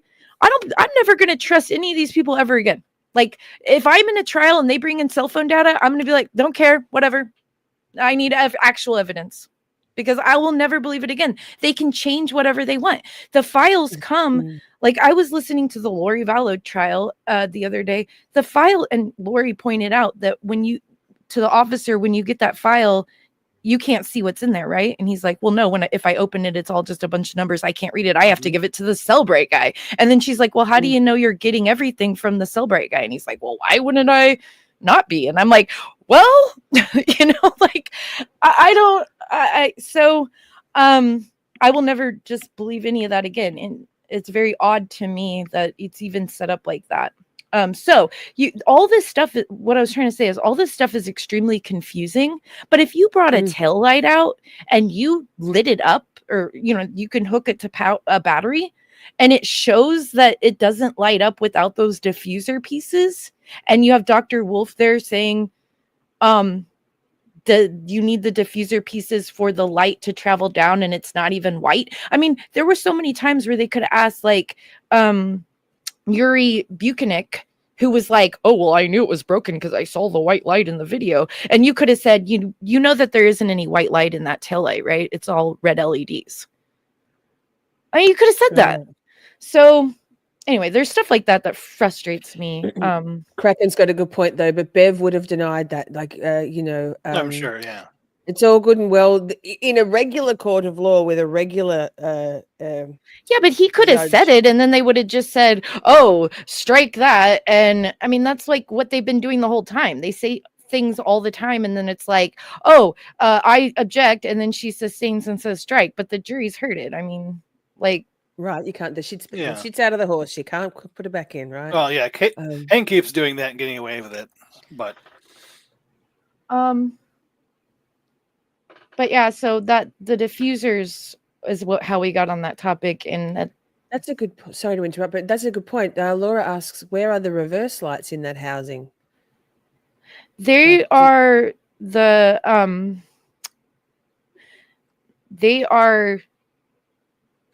the clear piece is the turn signal. The brake lights, I believe, are along the panel that opens.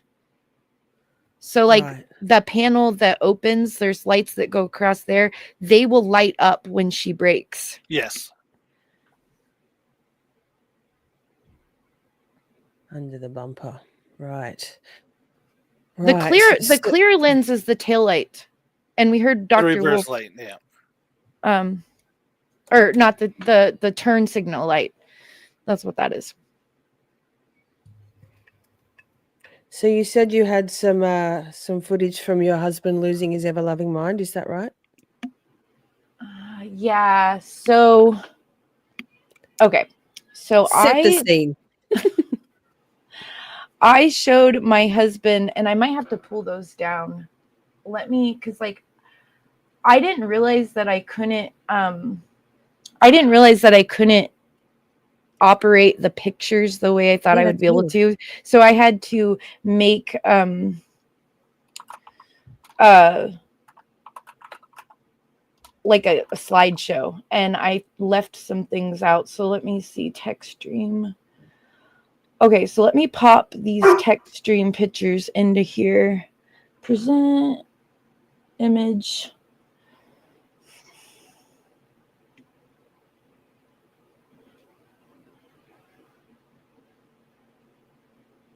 I'm muted. The dog's Miss barked. Shorty, you're I think muted. everyone, Miss Shorty, you're muted. the dog's barked. I just want to say thank you everyone for being here, and thank you Tony and Colors. This is a really great conversation. Things meander through, and thank you for steering the ship, Colors. Love it. Okay, walk and talk while I find this. Okay. Let's see. I'm trying to think of biggest holes in the Commonwealth's case. Yes. I think the whole cell phone temperature thing that they tried to bring up is incredibly problematic for them, and I'm not sure why they brought it out. Because I don't think the cell phone got any cooler than, 50-some degrees? Yeah. Like, where was that phone? Why wasn't it as cold? Which is about the average temperature of a concrete basement floor in a Massachusetts home in the wintertime. Because I like I said, I live where it gets cold, snowy, pretty extreme. I've been outside with my phone in like an outside pocket of my jacket, taken a 15-minute walk, and had my phone yell at me that it's too cold, it wants to shut down. And that was only in like single-digit Fahrenheit temperatures, which was colder than that night, but it only took 10 to 15 minutes. Whereas if it was laying on the lawn for 6 hours, 5 hours, however long it would have been, it would have been far colder than 50 degrees. Yeah. And it was also like, it took a long time for it to get to that. It wasn't like yes, instantly. I thought that was fascinating. Ian Whiffin's testimony was actually extremely fascinating. Yes. I listened to it several times, and I took like a bunch of notes, and then I did all the the calculations for the proper times, and I wrote like a whole chart out on that, and it told me a lot. That's his testimony, and the ME testimony is sort of how I started the theory of what I came up with started coming into my brain. Okay. So here's the first text stream picture. Do you see it? Wait. No, I've got to change the layout. I can. Which one is it? The text stream one? Can you do it? Yeah, there you go. Boom. Yep. Okay. Nice. So Nice. I know this looks crazy. But at the top of the chart, you can see, ignore all the blue because that's Yes. Dr. Welcher. That's why it says That's JBW. correct. So like always ignore that. That's what I've been doing the whole time, because he never tells us how he gets those numbers. He just says, I did math, I know. which is, So to me, something you never do. if you look here up at the top, it tells you things like the vehicle speed. It tells you the accelerator opening ratio, which is basically like how they determine that is like the angle that the gas pedal, the throttle, the Yes. angle of it is how they determine that. So if you're pressing barely on it, and it's, so first you have a 90-degree angle, right? Then you go down, down, down. That's how they do that. And then the other thing is the RPM. Do you guys see these RPMs? Look at the RPMs, Tony. Do you notice anything odd about that? It is at a slow idle till after she hits the gas, then it comes up and then it comes back down. It doesn't go up mostly at very idle. much though, like all No, it that. doesn't. So, but it's in whole numbers. Yes. So that might be all it logs though. Is no, my husband says like it would never be whole numbers. That when you're looking at text stream data, which he does live because he's an auto mechanic, it is never whole numbers. It's like 736, 780, you know, whatever. Yeah, well, that's if he's looking at the live in text stream, that would probably be different than it capturing RPMs every couple of seconds, how it captures. So I'm not sure if they'd be exactly the same, because He said that this was absolutely crazy, that they would be in whole numbers, that they're never, your car is never at a whole number. no, it's never actually at a whole number, but I don't know how the event log that this captures works. So then you see the brake pressure. Yes. And which he said is measured in bars. It's PSI. And then this one's megapascals, actually. Okay. You see it says MPA right underneath brake oil pressure. Yeah. Okay. So then the yaw rate, he said, was all crazy too. Now we're gonna have to take what my husband says with a grain of salt, because he was drunk, and he was and it was in the middle of the night, and he didn't even really know I was recording him. So fair enough. So okay, now we will, so pull up the next picture. Wait. And he barely looked at these. I just showed him this, and I was like, "What do you think about this text stream data?" And he was like, "What the hell?"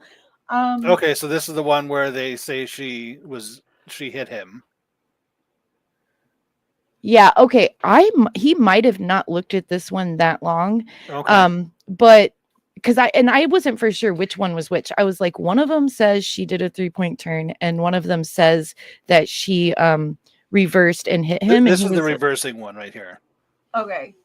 And anyway, so it's just really funny. So let's let me get rid of some of this stuff. Yes, there's a lot down the bottom of my screen too.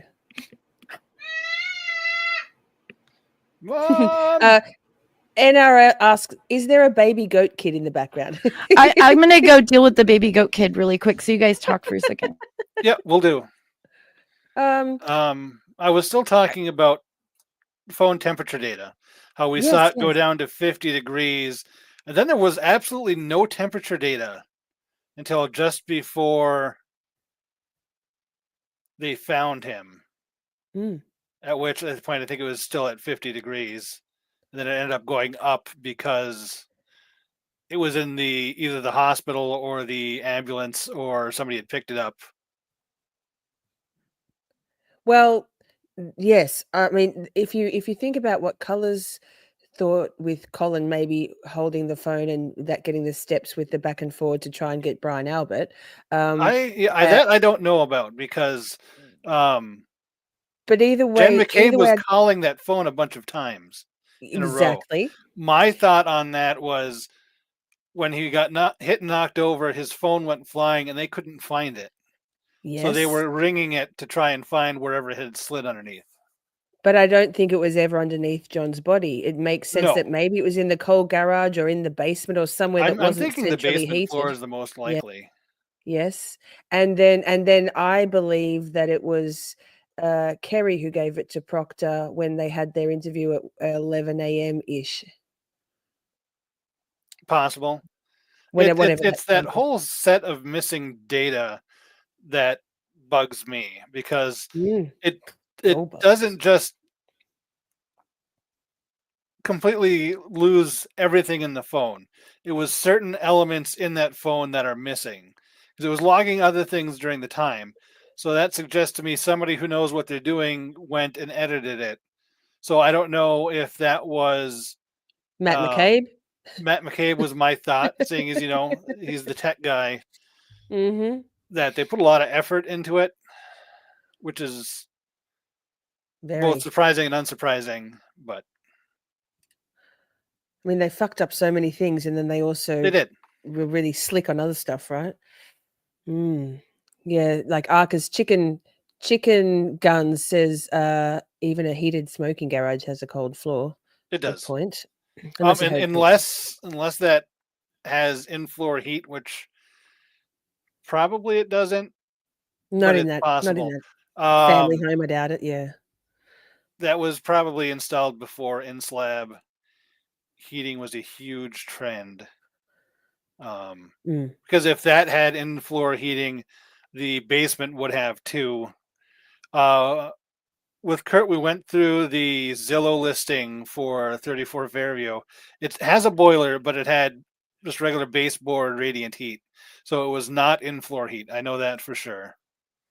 My guess would be the garage floor would be colder yet than 50 degrees, even with being attached to the house. Possibly.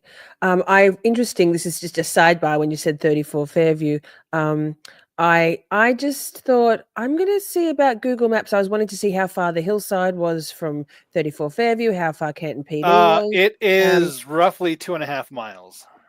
Yes, not very far at all. But wait, why isn't it showing? Let me see. I was trying to go through Welcher's data when he showed it and the timeline events. That the time it took to get from the waterfall to the 3-point turn was roughly accurate to what MapQuest told you to do. So this was interesting to me. I wasn't going to. I mean, we've all seen a quadrillion photos, 69 quadrillion photos of 34 Fairview, but I found it very interesting when I just earlier today went on to Google Maps that they have it blurred out. Blurred out. It's been blurred out for a good number of months now. There you go. Yeah, I didn't know that. It's not my kind of jam to go and do sleuthing. I just like to talk about shit off the cuff. So I found that really interesting. If you go to MapQuest, what is this a picture of? What is this? That's 34. If you go to Google Maps and type in 34 Fairview, because I actually wasn't trying to look for. Yeah, they've got it blurred out. Like we haven't seen a quadrillion photos of 34 Fairview because it is nuts, isn't it? And well, actually, you know what? Let me just before we move on. I'm not very proficient with map shit, but hang on. Let me do this. If you have a look, I'm sure most of you have looked at this, but I hadn't. So rotate the view. If you have a look at the street itself, God, I can't do it. Why? Maybe Tony, can you do it? Oh, there we go. Look, it's a very narrow street, and I just found that really interesting to have a look at. Yeah, it's narrow, but you also notice if you look back, it's got a curve to it a little bit. Yes. If you're backing up 87 feet at 24 miles an hour, there's no way you're going to be able to keep that curve and be able to drive straight like that. No. There's the berm. And she's a woman. Like, I'm a hey. I'm a really good driver, but I do not reverse ever. Like I do as minimal reversing as I ever possibly have to do. Okay. Nobody is like No one, especially like a lady, is gonna just be like, "Oh, I'm gonna reverse and think I'm gonna drive in How a." dare you? That's assault. You do a lot of reversing? No, actually, I do. Because of my job, I'm in my vehicle all the time. But I have tried to go see how fast I could go, and it was in kilometers, but I swear it was about 5 miles an hour max. That I was like, ah! Like literally. So, yeah, it's let's swing around too. Let's spin around. Show us the other way. Map thing. Yeah. Oh my god, I'm so bad at this shit. Yeah, Anyway, if you flip us we around go. and go to where the fire hydrant was Yep. at the far end Yeah, and the flagpole's there. Hang on, and the wait. flagpole. More? There So, we go. Dr. Welter's example had that line of where she started forward and then reversed was about equal to where that fire hydrant is. Right. But then how would Um, she get to 24 miles per hour in that? That's not very far. Well, she No, it's didn't, not. 'cause- She only hit 24 miles an hour in theory at the end of 87 feet. why did she go forward by 87 feet and then She back went up 34 and then back 87. back? Yes, So yes. once you moved 53 feet back from where that fire hydrant is, it puts you Mhm. roughly in line Right with the here. mailbox. That's the fire hydrant there with my Yeah. can you see So that? if you were Mhm. at the mailbox, which is in theory where Higgins' Jeep might have Yeah. been, although we've covered that already, Yeah. she is immediately in front of the Jeep going 24 miles an hour, and she has yet to hit the brakes. Yeah, wow. So she would have And plowed full into his silently, Jeep. It's Tony, very the silently too. quietest car. It's like an electric car. It makes no noise. You'll notice at the end of Cross with Dr. Wolf, Hank asked the question, what if the 87 feet was where she hit him and not the intermediate distance? Because Wolf had done a bunch of different speeds as a test, like at what point she may have hit him in that whole arc. The way he asked the question, I think Dr. Welcher is going to come back with a new set of theories that 87 feet is no longer where she stopped next to the driveway. 87 feet is now going to end up being the flagpole, essentially, so that she could have gone forward, gotten the speed, hit him, and then also had time to slow down before plowing into Higgins' parked Jeep. So we know Welcher is for sure working on rebuttal. And why report. is John just standing here? I mean, I like, don't know. You're going to hear the engine rev. You're going to hear it coming back at you. let me You've just got stand with my 87 arm like this, feet. you know. Yeah, you've got I think 87 feet to just, move up or back 2 steps. He's not And going to then- be standing there. Not to He's mention like, she holding his glass, going, Yep. no, what do I do? What do I do? What do I do?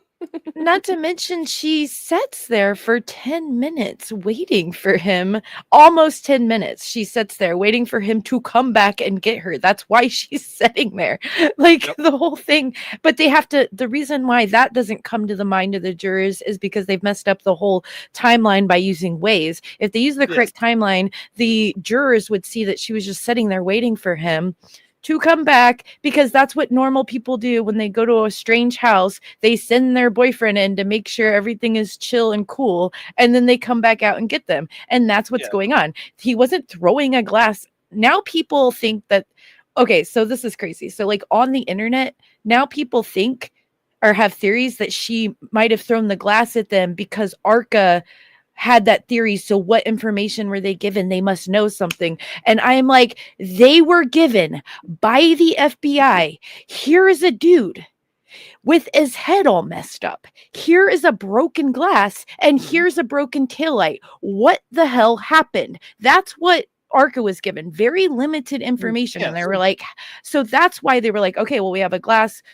There is no secret information that he might have hit the glass with the taillight. It was just them theorizing how it could have happened. Well, So I think part of that theory was they were arguing she didn't want to go to 34. He did.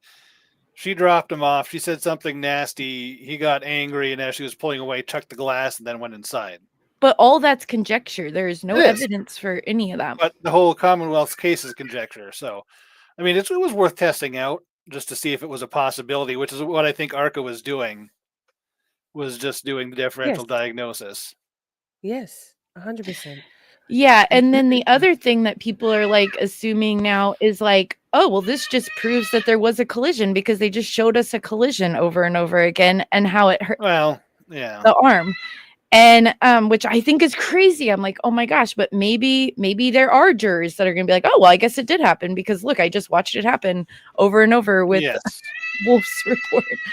And then the other thing that Salty was saying, where she was hold on a second. Yep.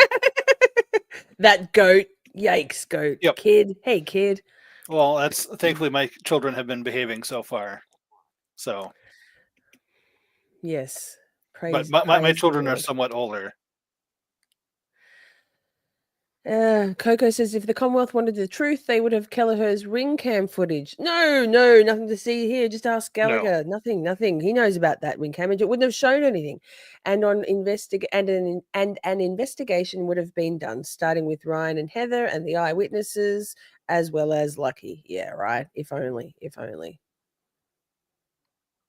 Exactly, Mark. If John was hit at 24 miles an hour with the glass in his hand, the glass would be in the driveway, not next to John. Correct. Oh And yes, why that was would have been sent flying.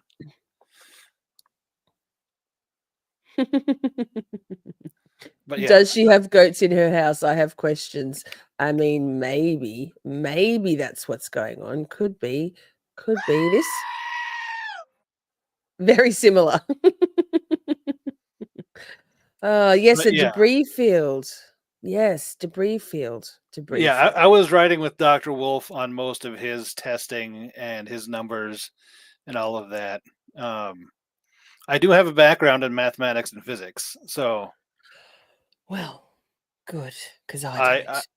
yes, no, I actually graduated with my degree, unlike Man Shannon. So 17 years, was that for you, or maybe a little no, less? it only took me 4 years and 1 summer semester to finish my degree. Congratulations. Drove me so mad, everybody like misconstruing that the impactful nature of that impeaching of Shannon Burgess was not that he only had an associate's degree. Mhm. That wasn't the point at all. It was That he lied about it. Yeah, the fraud Yeah. on his And the degree academic doesn't fraud. even exist. So he couldn't Yes. have been pursuing it because it's not a thing that exists. So, and Yep. then whenever they point that out, he's like, oh, yeah, it's supposed to say a general science. And it's like, dude, No. whatever. General studies, Yeah, general studies. which Yeah. just means you've been in college long enough to accrue credits enough to call it a degree, which he has been unable to do in 17 years. So, Yeah, so one of the things that Salty was confused about was that that she said that ARCAA reached out to the defense team, as in to yeah. and so I was like, no, they didn't reach out to the defense team. The thing that he was talking about was after the defense team called them when they got the federal 2E release. That's how they got involved with the first trial. Then after the first trial, Hank started being a shady dick weasel in the pretrial motions and started making ARCAA look like some shady company of ill repute, and that they were up to no good, and that's what some of the pre-motions were about. And so then ARCAA started getting absolutely attacked. They had to shut down all their social media, and Dr. Wolf and his family were being attacked. So Yes, they Dr. were. Wolf reached out to Alan Jackson after the trial to say, what the hell is going on? And so, but somehow Salty and other people online got that confused with, they reached out to the defense to like work for them like Dr. Russell did. Nope. And I'm like, like, so everyone is so confused. But I did like that they allowed Jackson to say that they weren't hired by insurance, which was nice. It would have been funny if he said, and neither Turtle Boy. Yep. That's what I was hoping for, but I think agency, FBI, and agents came out enough times that the jury should be able to draw the correct conclusion. Yes. So I have these videos down here. Let me just do this. So the first video Wait, is no, wait, what have I done? God damn it. Every time it's different. Why do if I push one thing, why doesn't it show all? There we go. Boom. And then I have to do this maybe. This Y'all one? rent hold on. It just started This? playing. Okay, yeah. So this is Okay, he's looking at the text stream. yeah. So I showed him this and asked him what he thought about it. I sent this to his phone and told him to pull it up. So You've also got brake pressure. You've got yaw, brake pressure, longitudinal sensors all reading a bunch of fucking degrees, while you have 0 throttle signal and idle speed. But what's interesting is when the throttle response goes up, you have negative yaw sensor readings. what does that mean? So that means when they were actually accelerating with the gas pedal and your RPM through 2 different cycles of 31 and 45 degree throttle. So you're almost at half throttle. You're at like 2/3, 31, 33.3% is 2/3. 45 is exactly 1/8 throttle. And then you've got, or not 1/8, almost quarter throttle. Then you have 50%, which is quarter fucking throttle. The RPM actually increases, but your yaw rate is lower than when they were fucking slowing down. So what is the yaw rate? The yaw rate is the pitch. The yaw is your lateral acceleration meter. So from side to fucking side. Oh, so you'd be And spinning then your tires sliding longitudinal sideways in the ice. sensor is your Yeah, we could pause this anytime you want, Tony, to talk about it. Yeah, I've done that a bunch of times. You spin your wheels and then the back end just slides sideways.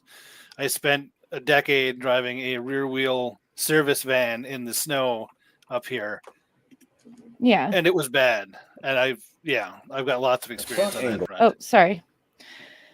The mouse pad thing is so big because I made it really big so people. That's what can she see. said.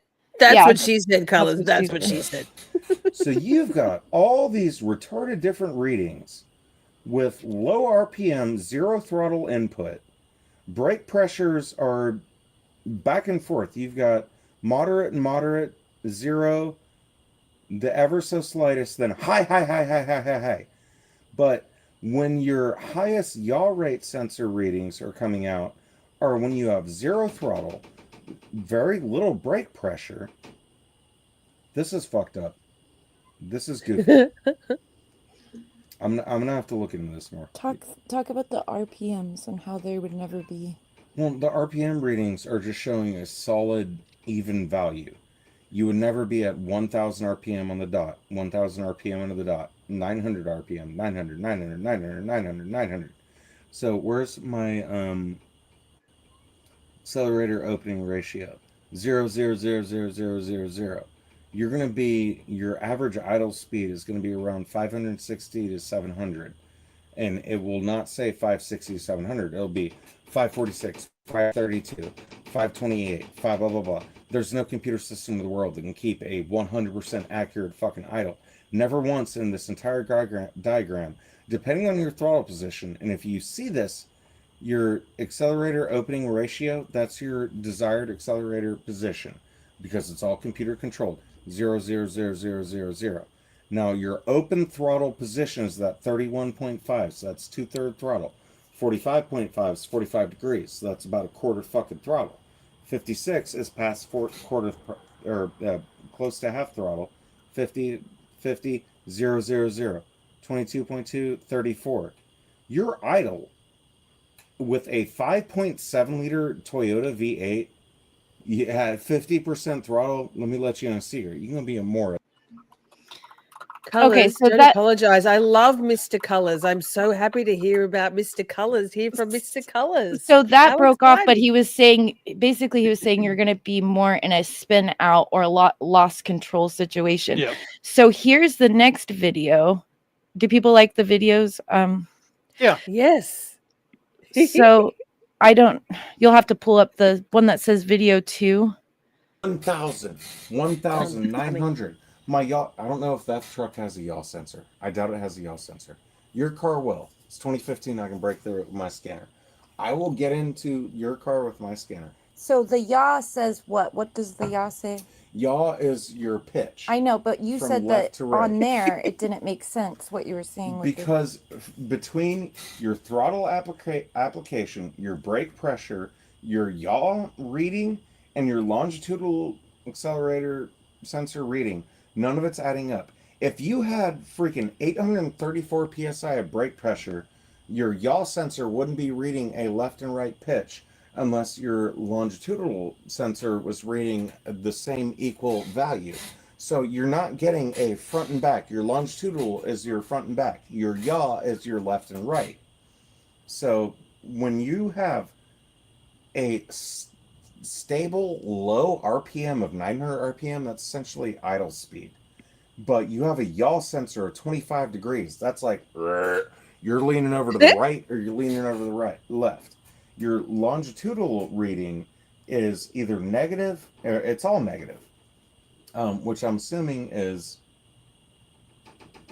going to be either, well, it's forward or back. I don't know which value the negative is. I'm going to assume the negative would be accelerating forward. So it's showing that you're angled this way, and you're angled that way. So if you're reversing, now if I'm incorrect about the negative value, then you'd be that way, but you'd also be that way at the same time. So at 31.5% throttle application with your nose end diving and your left end sticking down, your right end sticking up, you'd be basically doing reverse fucking donuts. In the Which is what I think was Really? actually with a happening. Okay, wait. 5.7 So, What, Tony? Which is what I think is actually happening, because what this whole thing is predicated on key cycles, I know. Like, which we're assuming that the key cycles correspond because the police say so, and we know which officers say so. I'm pretty sure this was them taking the Lexus out of the Sally Port at some point that day and doing their best to try and fake some data.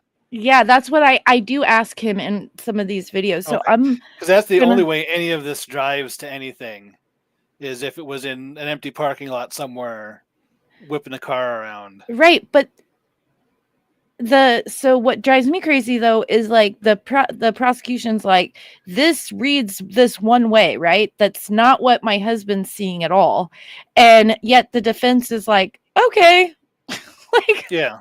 it's like, why are you not contesting this? If I can just show it to some drunk mechanic and he's like, oh, they're clearly like doing something crazy. Yes. Okay. that V8. data is that data showing you that you're doing donuts? This data is showing me that it's all fucking fuckadoo. That's what this is showing me. This is showing me it's all fuckadoo.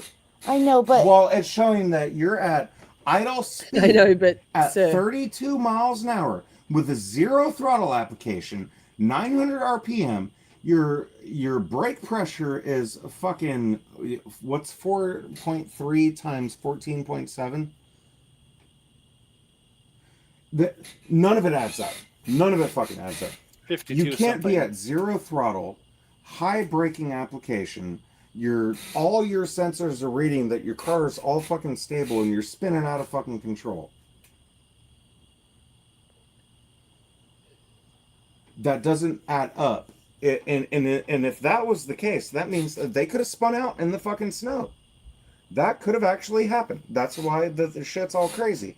But that doesn't explain her running into him, because spinning out in the snow at those speeds isn't what they describe as her backing into him in a straight line 36 feet across somebody's parking lot.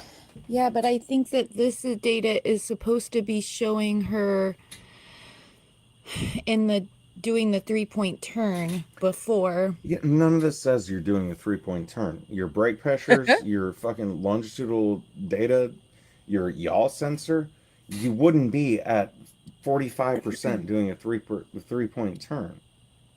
But what's funny too, though, is when the actual throttle application goes higher in these 4 lines, your yaw rates and your longitudinal rates are not up at 29, 30 degrees. So when they actually do the throttle application, this line right here is throttle application. So it shows 0, 0, 0, 0, 800, 800, 800. But yet your yaw rate and your brake modulated pressure, these numbers right here are multiplied by 14.7 because it's measured in bar.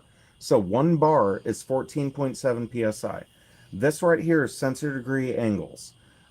This is your longitudinal G sensor. So that's your forward rear pitch.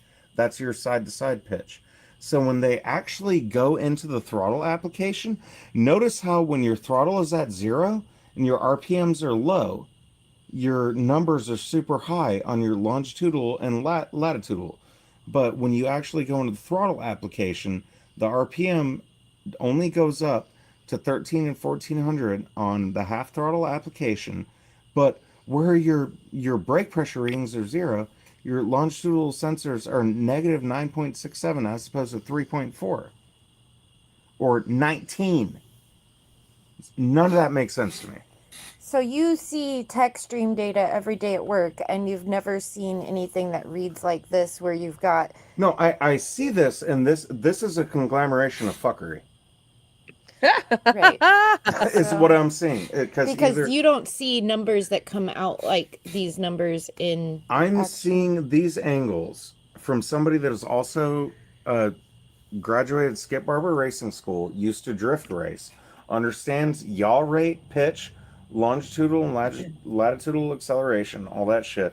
None of this is adding up to me, because we would study this data on our computers to determine what suspension modifications we need to make our cars run through these angles better. But now, you look at this at work too. And I look at this at work as a professional automotive technician for almost 20 years. None of this is all adding up as just a bunch of bullshit. And if the blue numbers are the numbers that he's displaying, I'm not even looking at that, because that don't mean shit to me. Because I'm looking at the actual numbers. Because the blue numbers are his numbers, I don't even care. I'm looking at your actual data numbers, your engine RPM data, or your it's all bullshit. This is all nonsense. Truck has a yaw sensor. Okay, so that was the second video. What do you guys think about that one? Yeah, that pretty much jives with what I've been thinking about the whole thing. Is it's obviously not what happened there that night. It was probably in the possession of the Commonwealth when they were joyriding it to try and get some sort of measurements to make this all look plausible. Yeah, so here's the next video. I just kind of like kept recording them. I love it. We love it. Chat loves it. Engine accelerator. Oh, no. I doubt it has a yaw sensor. Your car will. It's 2015. I can break through it with my scanner. I will get into following. Oh, it's doing something weird. Hold on. Story of my life. Your throttle position events. You have 0, 0, 0 throttle. This is after all the nonsense. You are still remaining with the yaw sensor rating after, let's say, if in theory the zeros to the big throttle applications was the 3-point turn, then you have 0 throttle position whatsoever, 1100 RPM. So how come in this 0 throttle position you have 800 or 600 RPM, and then you go to all these, you have 1100, 900, 700, this and that, but you go back to your breakout pressure at 2.76 bars, 2.76 or 2.73 bar. You have your yaw rate really high, goes to about half of that, then jumps back to 0. Then you have 800 RPM at 4% throttle with a very low yaw rate, a very low lateral acceleration rate. Then you have 22% throttle out of nowhere, and only gains you 100 RPM. Once again, I know the But torque of these what engines. what if they're like, what if these here are like they're going really fast and turning? Do you see any steering angle on there? And they are doing a donut, and so the braking and then the yaw is them braking in the donut. Yaw rate sensor, steering signal. Here we go. All right. Here we So- go. Let's fucking go.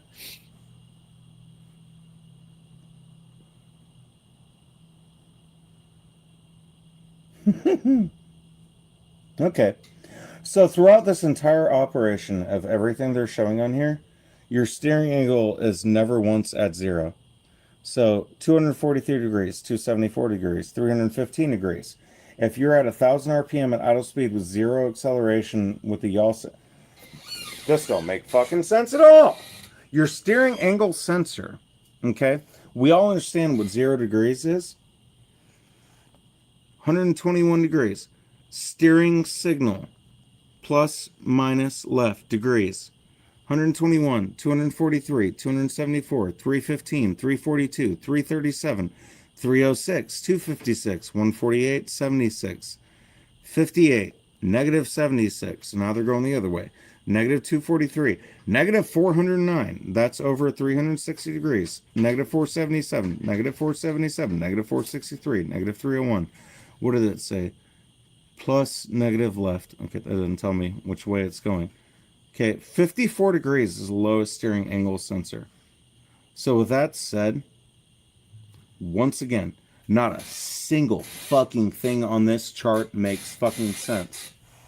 Because you have all these absolutely insane steering angles. None of them say 0. None of them are straight. None of them are even close to being normal. You have a very high modulated brake pressure, which is measured in bar times 14.7. You've got throttle application only coming up right here in the middle. So when you actually have throttle application in the middle, you do have your lowest steering angle ratios except for the last line. So last line of 50%, where it has the highest RPM shown in the entire thing, 20.4 yaw, 2.55 longitudinal. Now, if I can determine whether the negative means a forward pitch or a rearward pitch, the lowest steering angle is at 58.5%, which is right at the beginning of the initial throttle application. And I'm not trusting the blue. Good But call. I'm not going to say that Karen Reed was doing 39 miles per hour in reverse with 31% throttle at only 700 RPM. My fucking ass. Well, shift position signal 2. Okay, so that means you're in second gear. So guess what? Reverse doesn't have a fucking second gear. I thought he said that reverse was 2. I think he's like they're You're doing 39 miles per hour in reverse at 5. So you're doing 39 miles per hour in reverse at only 600 RPM with your so brake the pressure. shift signal position is going to be whatever's first, second, and then so park is first, reverse is reverse second in her car. Oh, okay. Yeah. Okay. Watching. So what they're trying to say here, okay. Here's the clincher. All right, here it comes again. So you're at 600 RPM at vehicle speed. And you would have just shifted too, right? If you were in 1, now you're shifting. Okay, hold on. Let me Yeah, make one, this Maybe I one don't for have forward, the shift 0 is position neutral, 2 is signal, right? reverse. I'd have to go back and listen to that. vehicle speed. testimony. Well, even then. But I think in that BN video we were watching, he said it. He said what the shit, because I wouldn't have remembered it unless we were just listening. No, you couldn't. None of this data makes it's not adding up. Not to what they're trying to say would happen.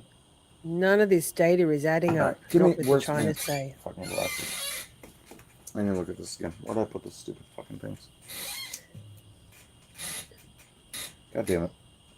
Okay.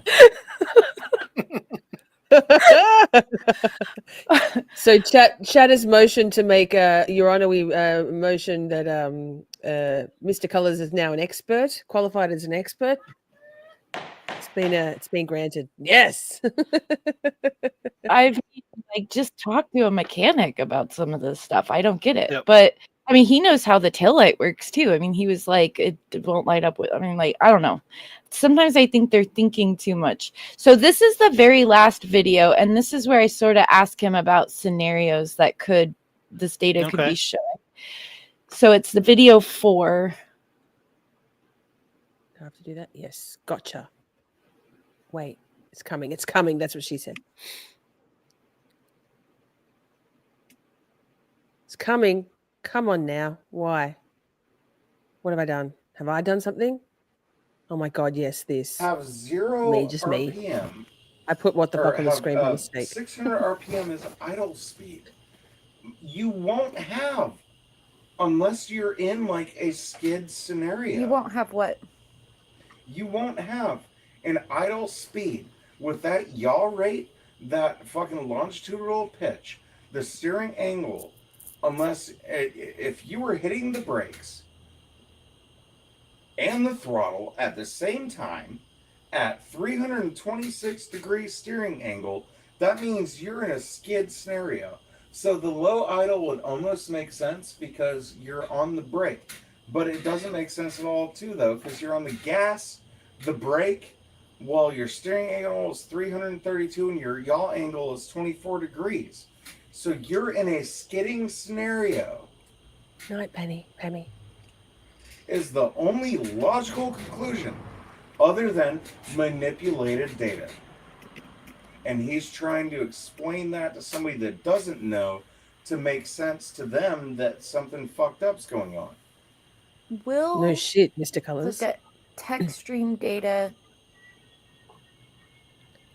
Like, what if they were trying to create a triggering event and so like what you were just describing with the steering angle and the brake and Okay, so what that would mean is if I were in the car and I was doing as displayed 26 miles an hour, which is not logically possible in reverse.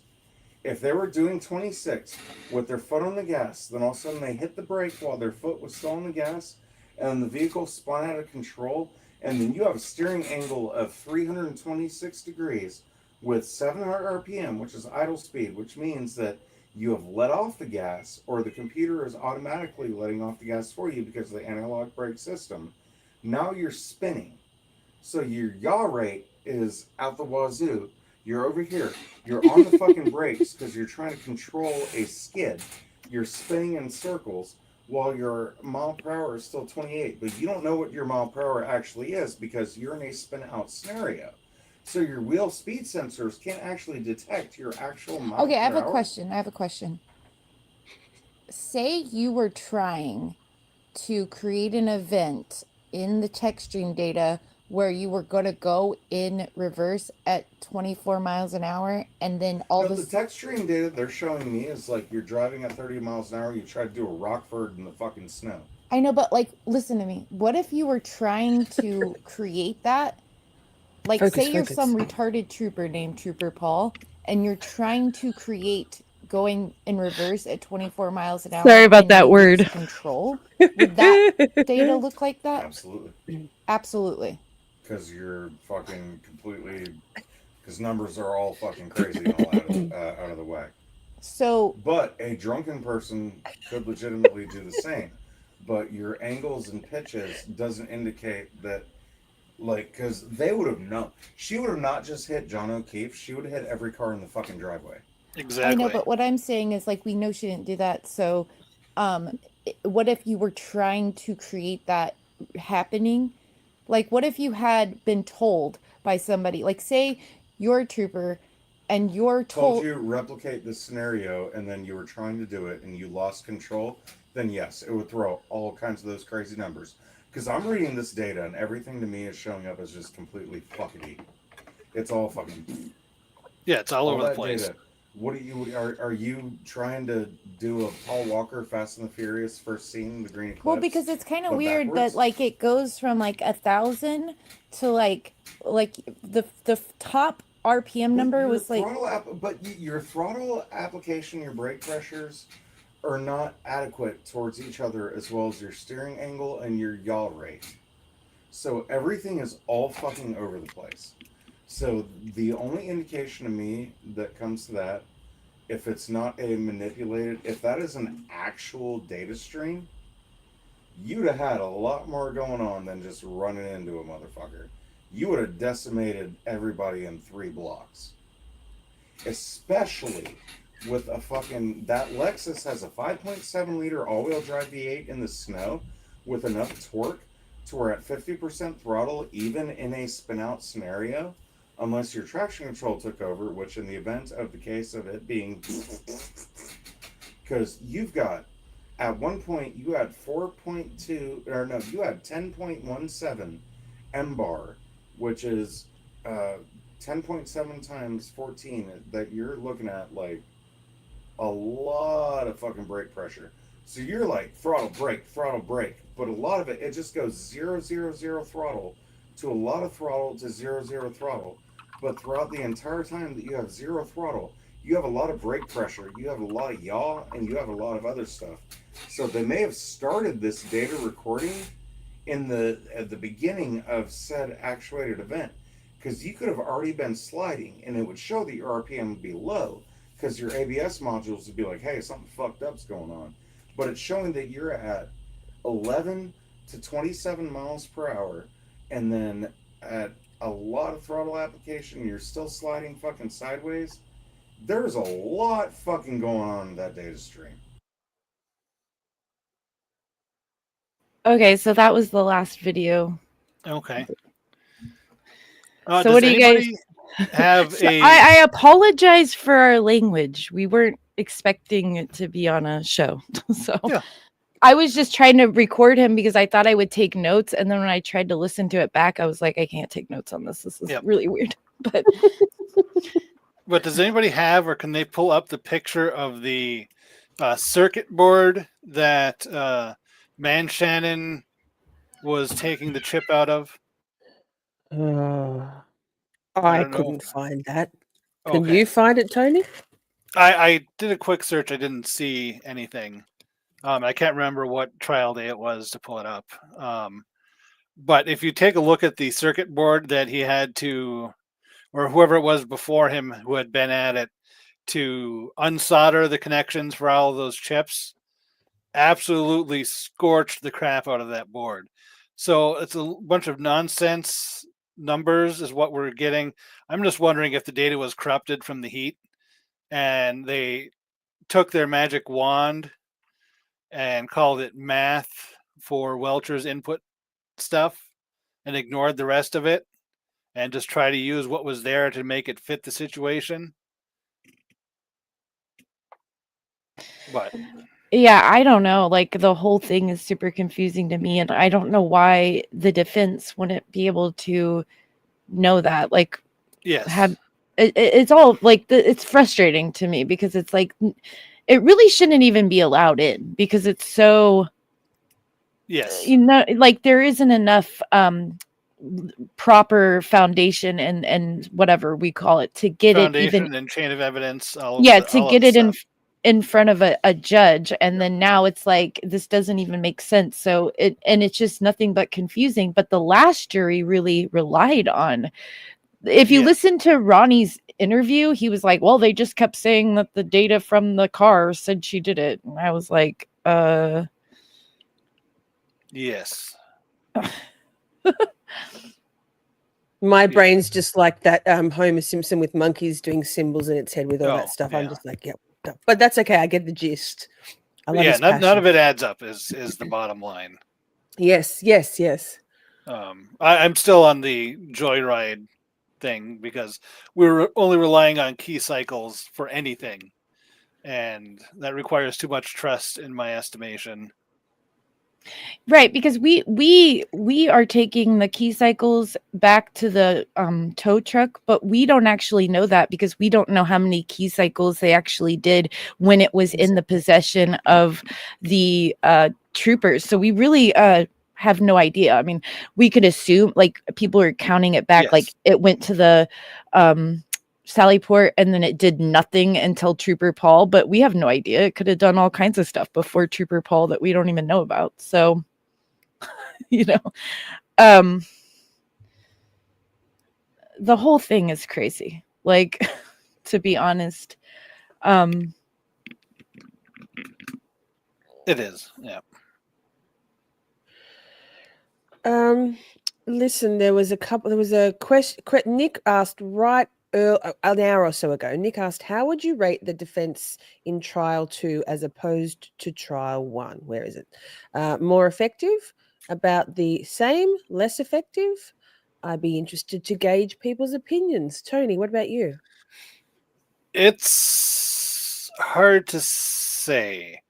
I would think it's about the same effectiveness, but it's such a different trial strategy that comparing them really comes down to how they think the jury is going to react to what's presented to them.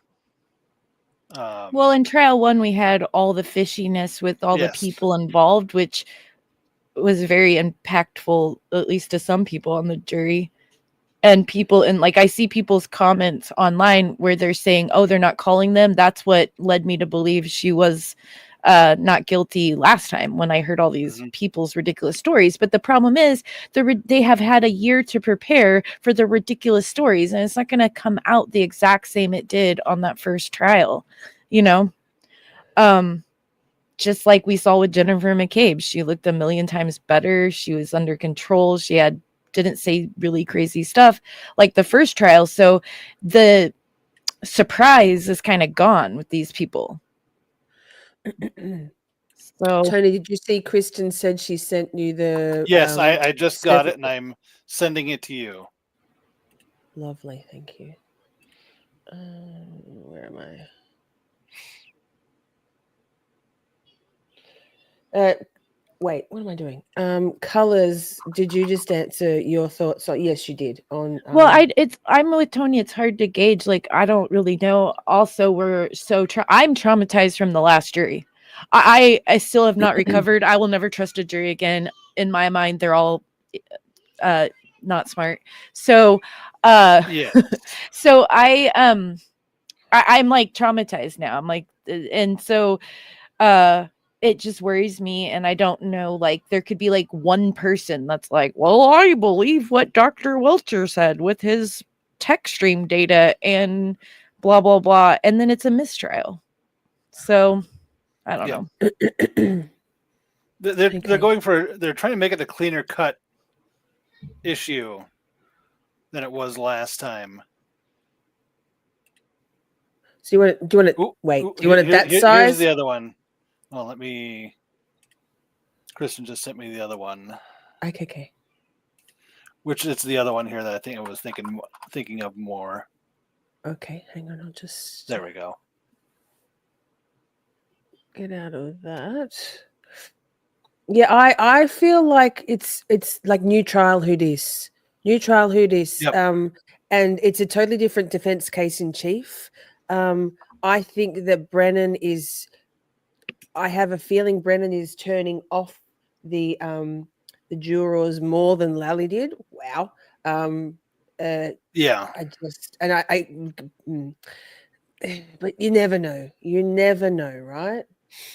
So are we still okay? Let me go back to this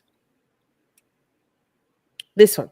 Okay, yeah. If you can zoom in on the left half over towards where that SD card is, you can see how brown and discolored that board is from where they had been torching on that multiple times before they ever knew that SD card was in there. So it's not out of the realm of possibility that it just corrupted a bunch of the data that was there when they were heating it up so much. Yeah, definitely. I mean, that looks crazy, and I think you're supposed to be like way more careful. That's why. Yes, you was are. it how do you say his name? Desorga, that was saying that he has like a certification in soldering, like this national soldering. You want to be pretty particular about what you're doing. Yeah. And like, this is weird. So this is where they found the SD card? Yes, that they didn't know and Desorga didn't know, but our hero man Shannon, as But Hank how said, could what he's does the it real hero that found this buried in there. We should all praise him. buried? It's just setting. What does the second picture say on top? Does it say SD card under here? Wait. What are those words? Micro SD card. Okay, it says micro SD card right there. Yep. Then how did they not know it was there? That doesn't make any... On the right hand side? No, I don't think it does. But it's Like- too blurry to really make out. Okay. So it's a brand name and it's flipped over. It's the wrong way. Yeah.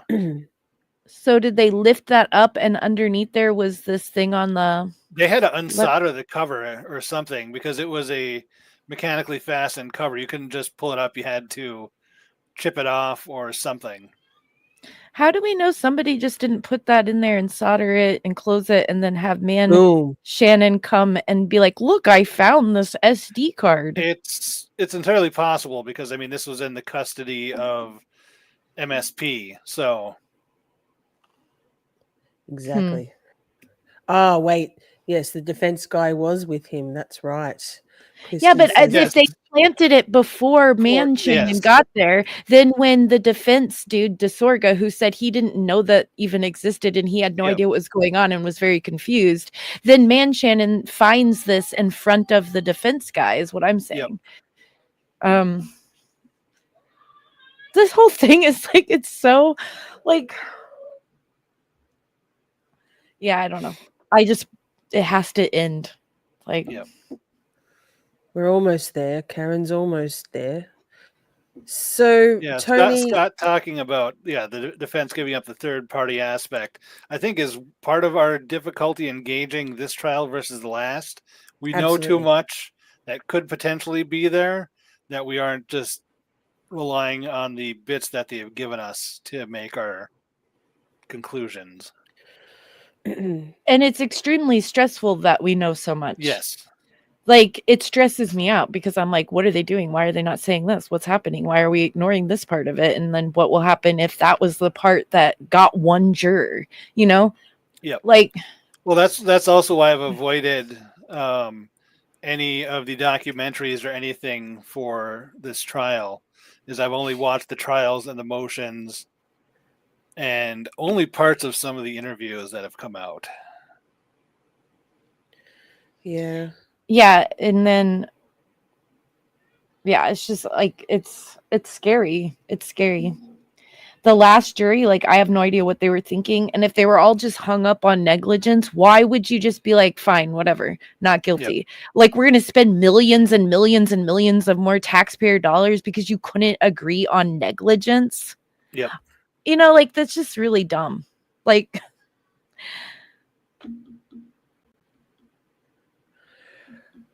I wonder Yeah. though, a different mix of people. Yes. Dusty Blue says, I pray that this mostly younger jury discerns. Wait. Chat jumped. Discerns wisely and Karen Reid not guilty in all three counts. Yeah, I've actually got a good feeling about it. I've gone from being we've got to brace ourselves to kind of well, DUI guy, Larry Foreman, was very reassuring with his. Yeah. He did a whole show about nothing but the Yes. jury reactions, which is great. I found very helpful. Okay. I keep hearing that the jury is young. Like, how young are we talking? We're talking 21 to 50, and the mean age, or the average Early age 30. would be 30, 31. Okay. And lots of note taking at pertinent times. Obviously Larry is very pro Karen Reid.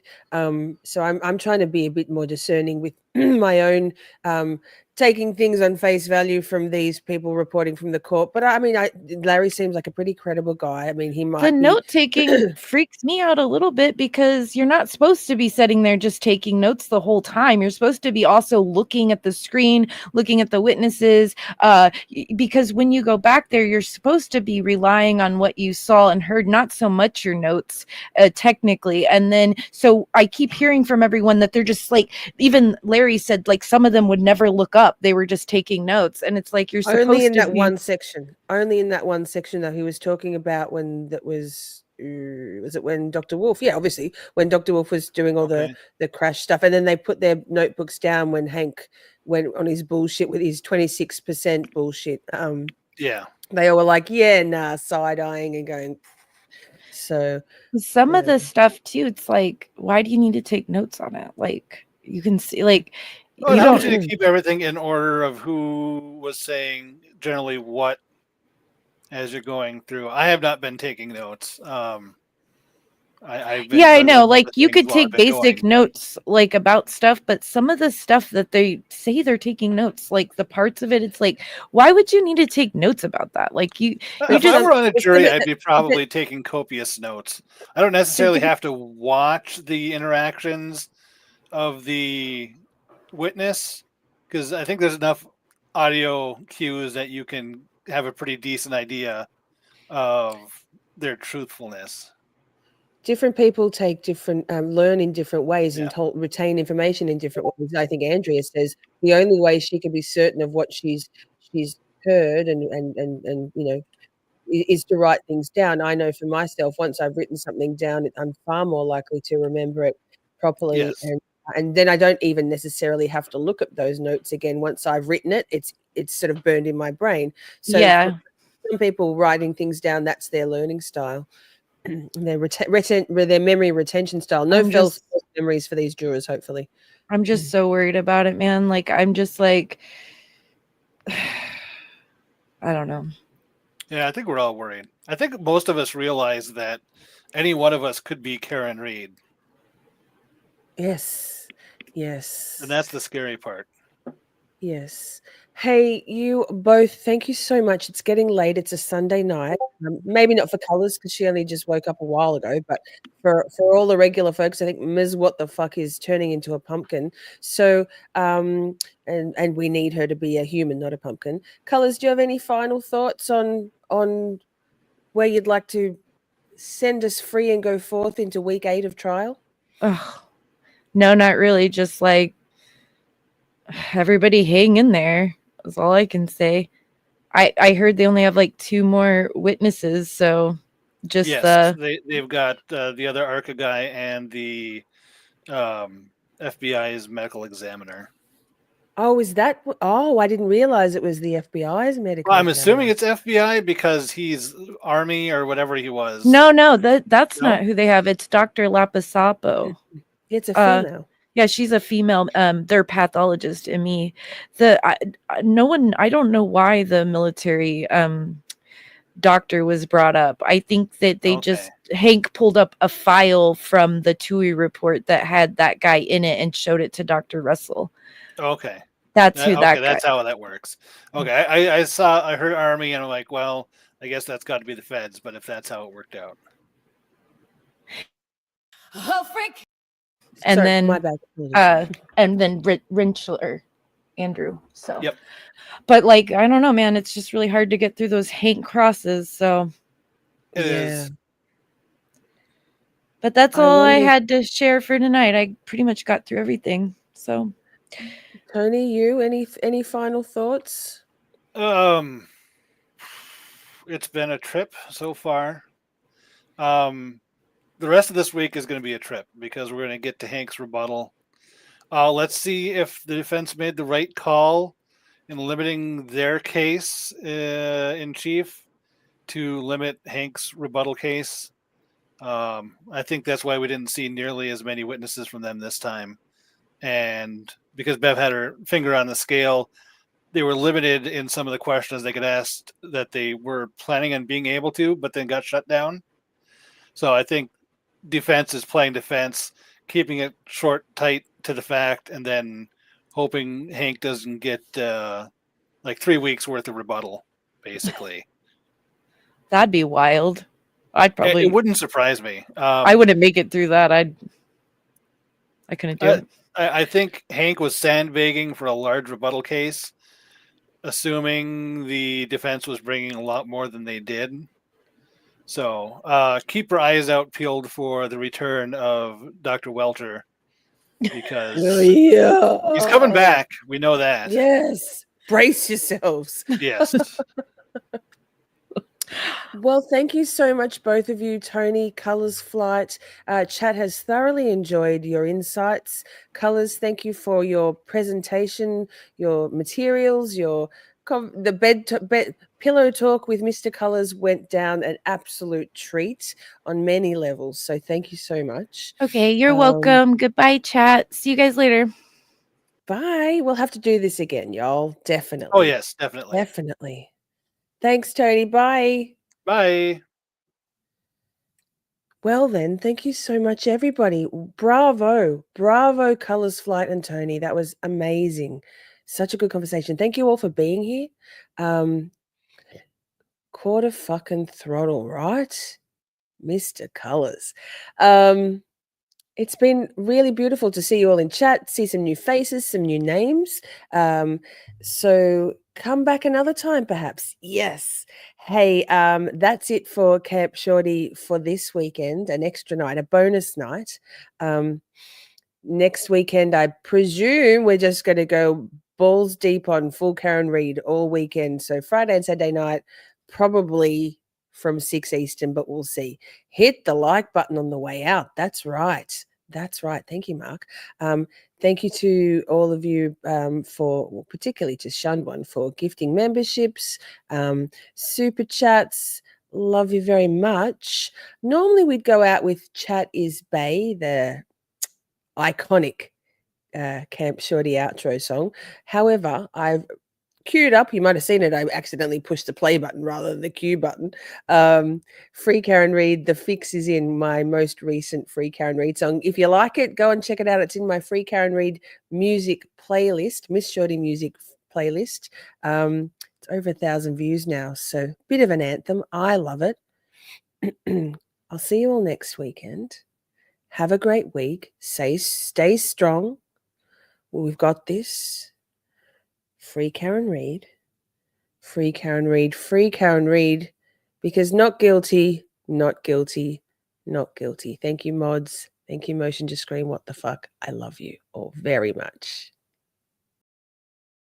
A free Karen Reid.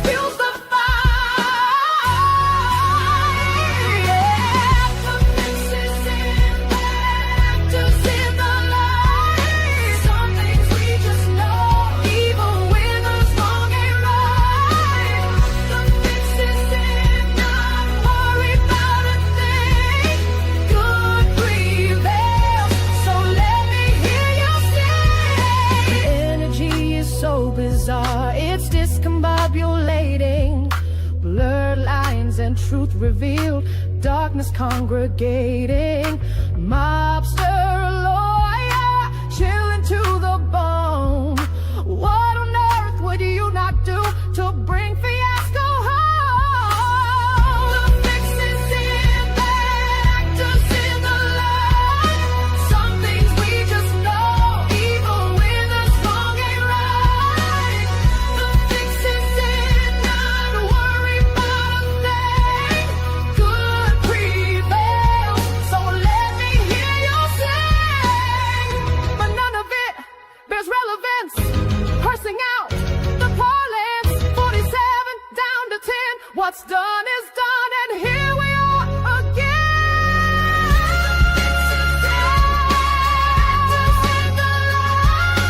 Some things we just know.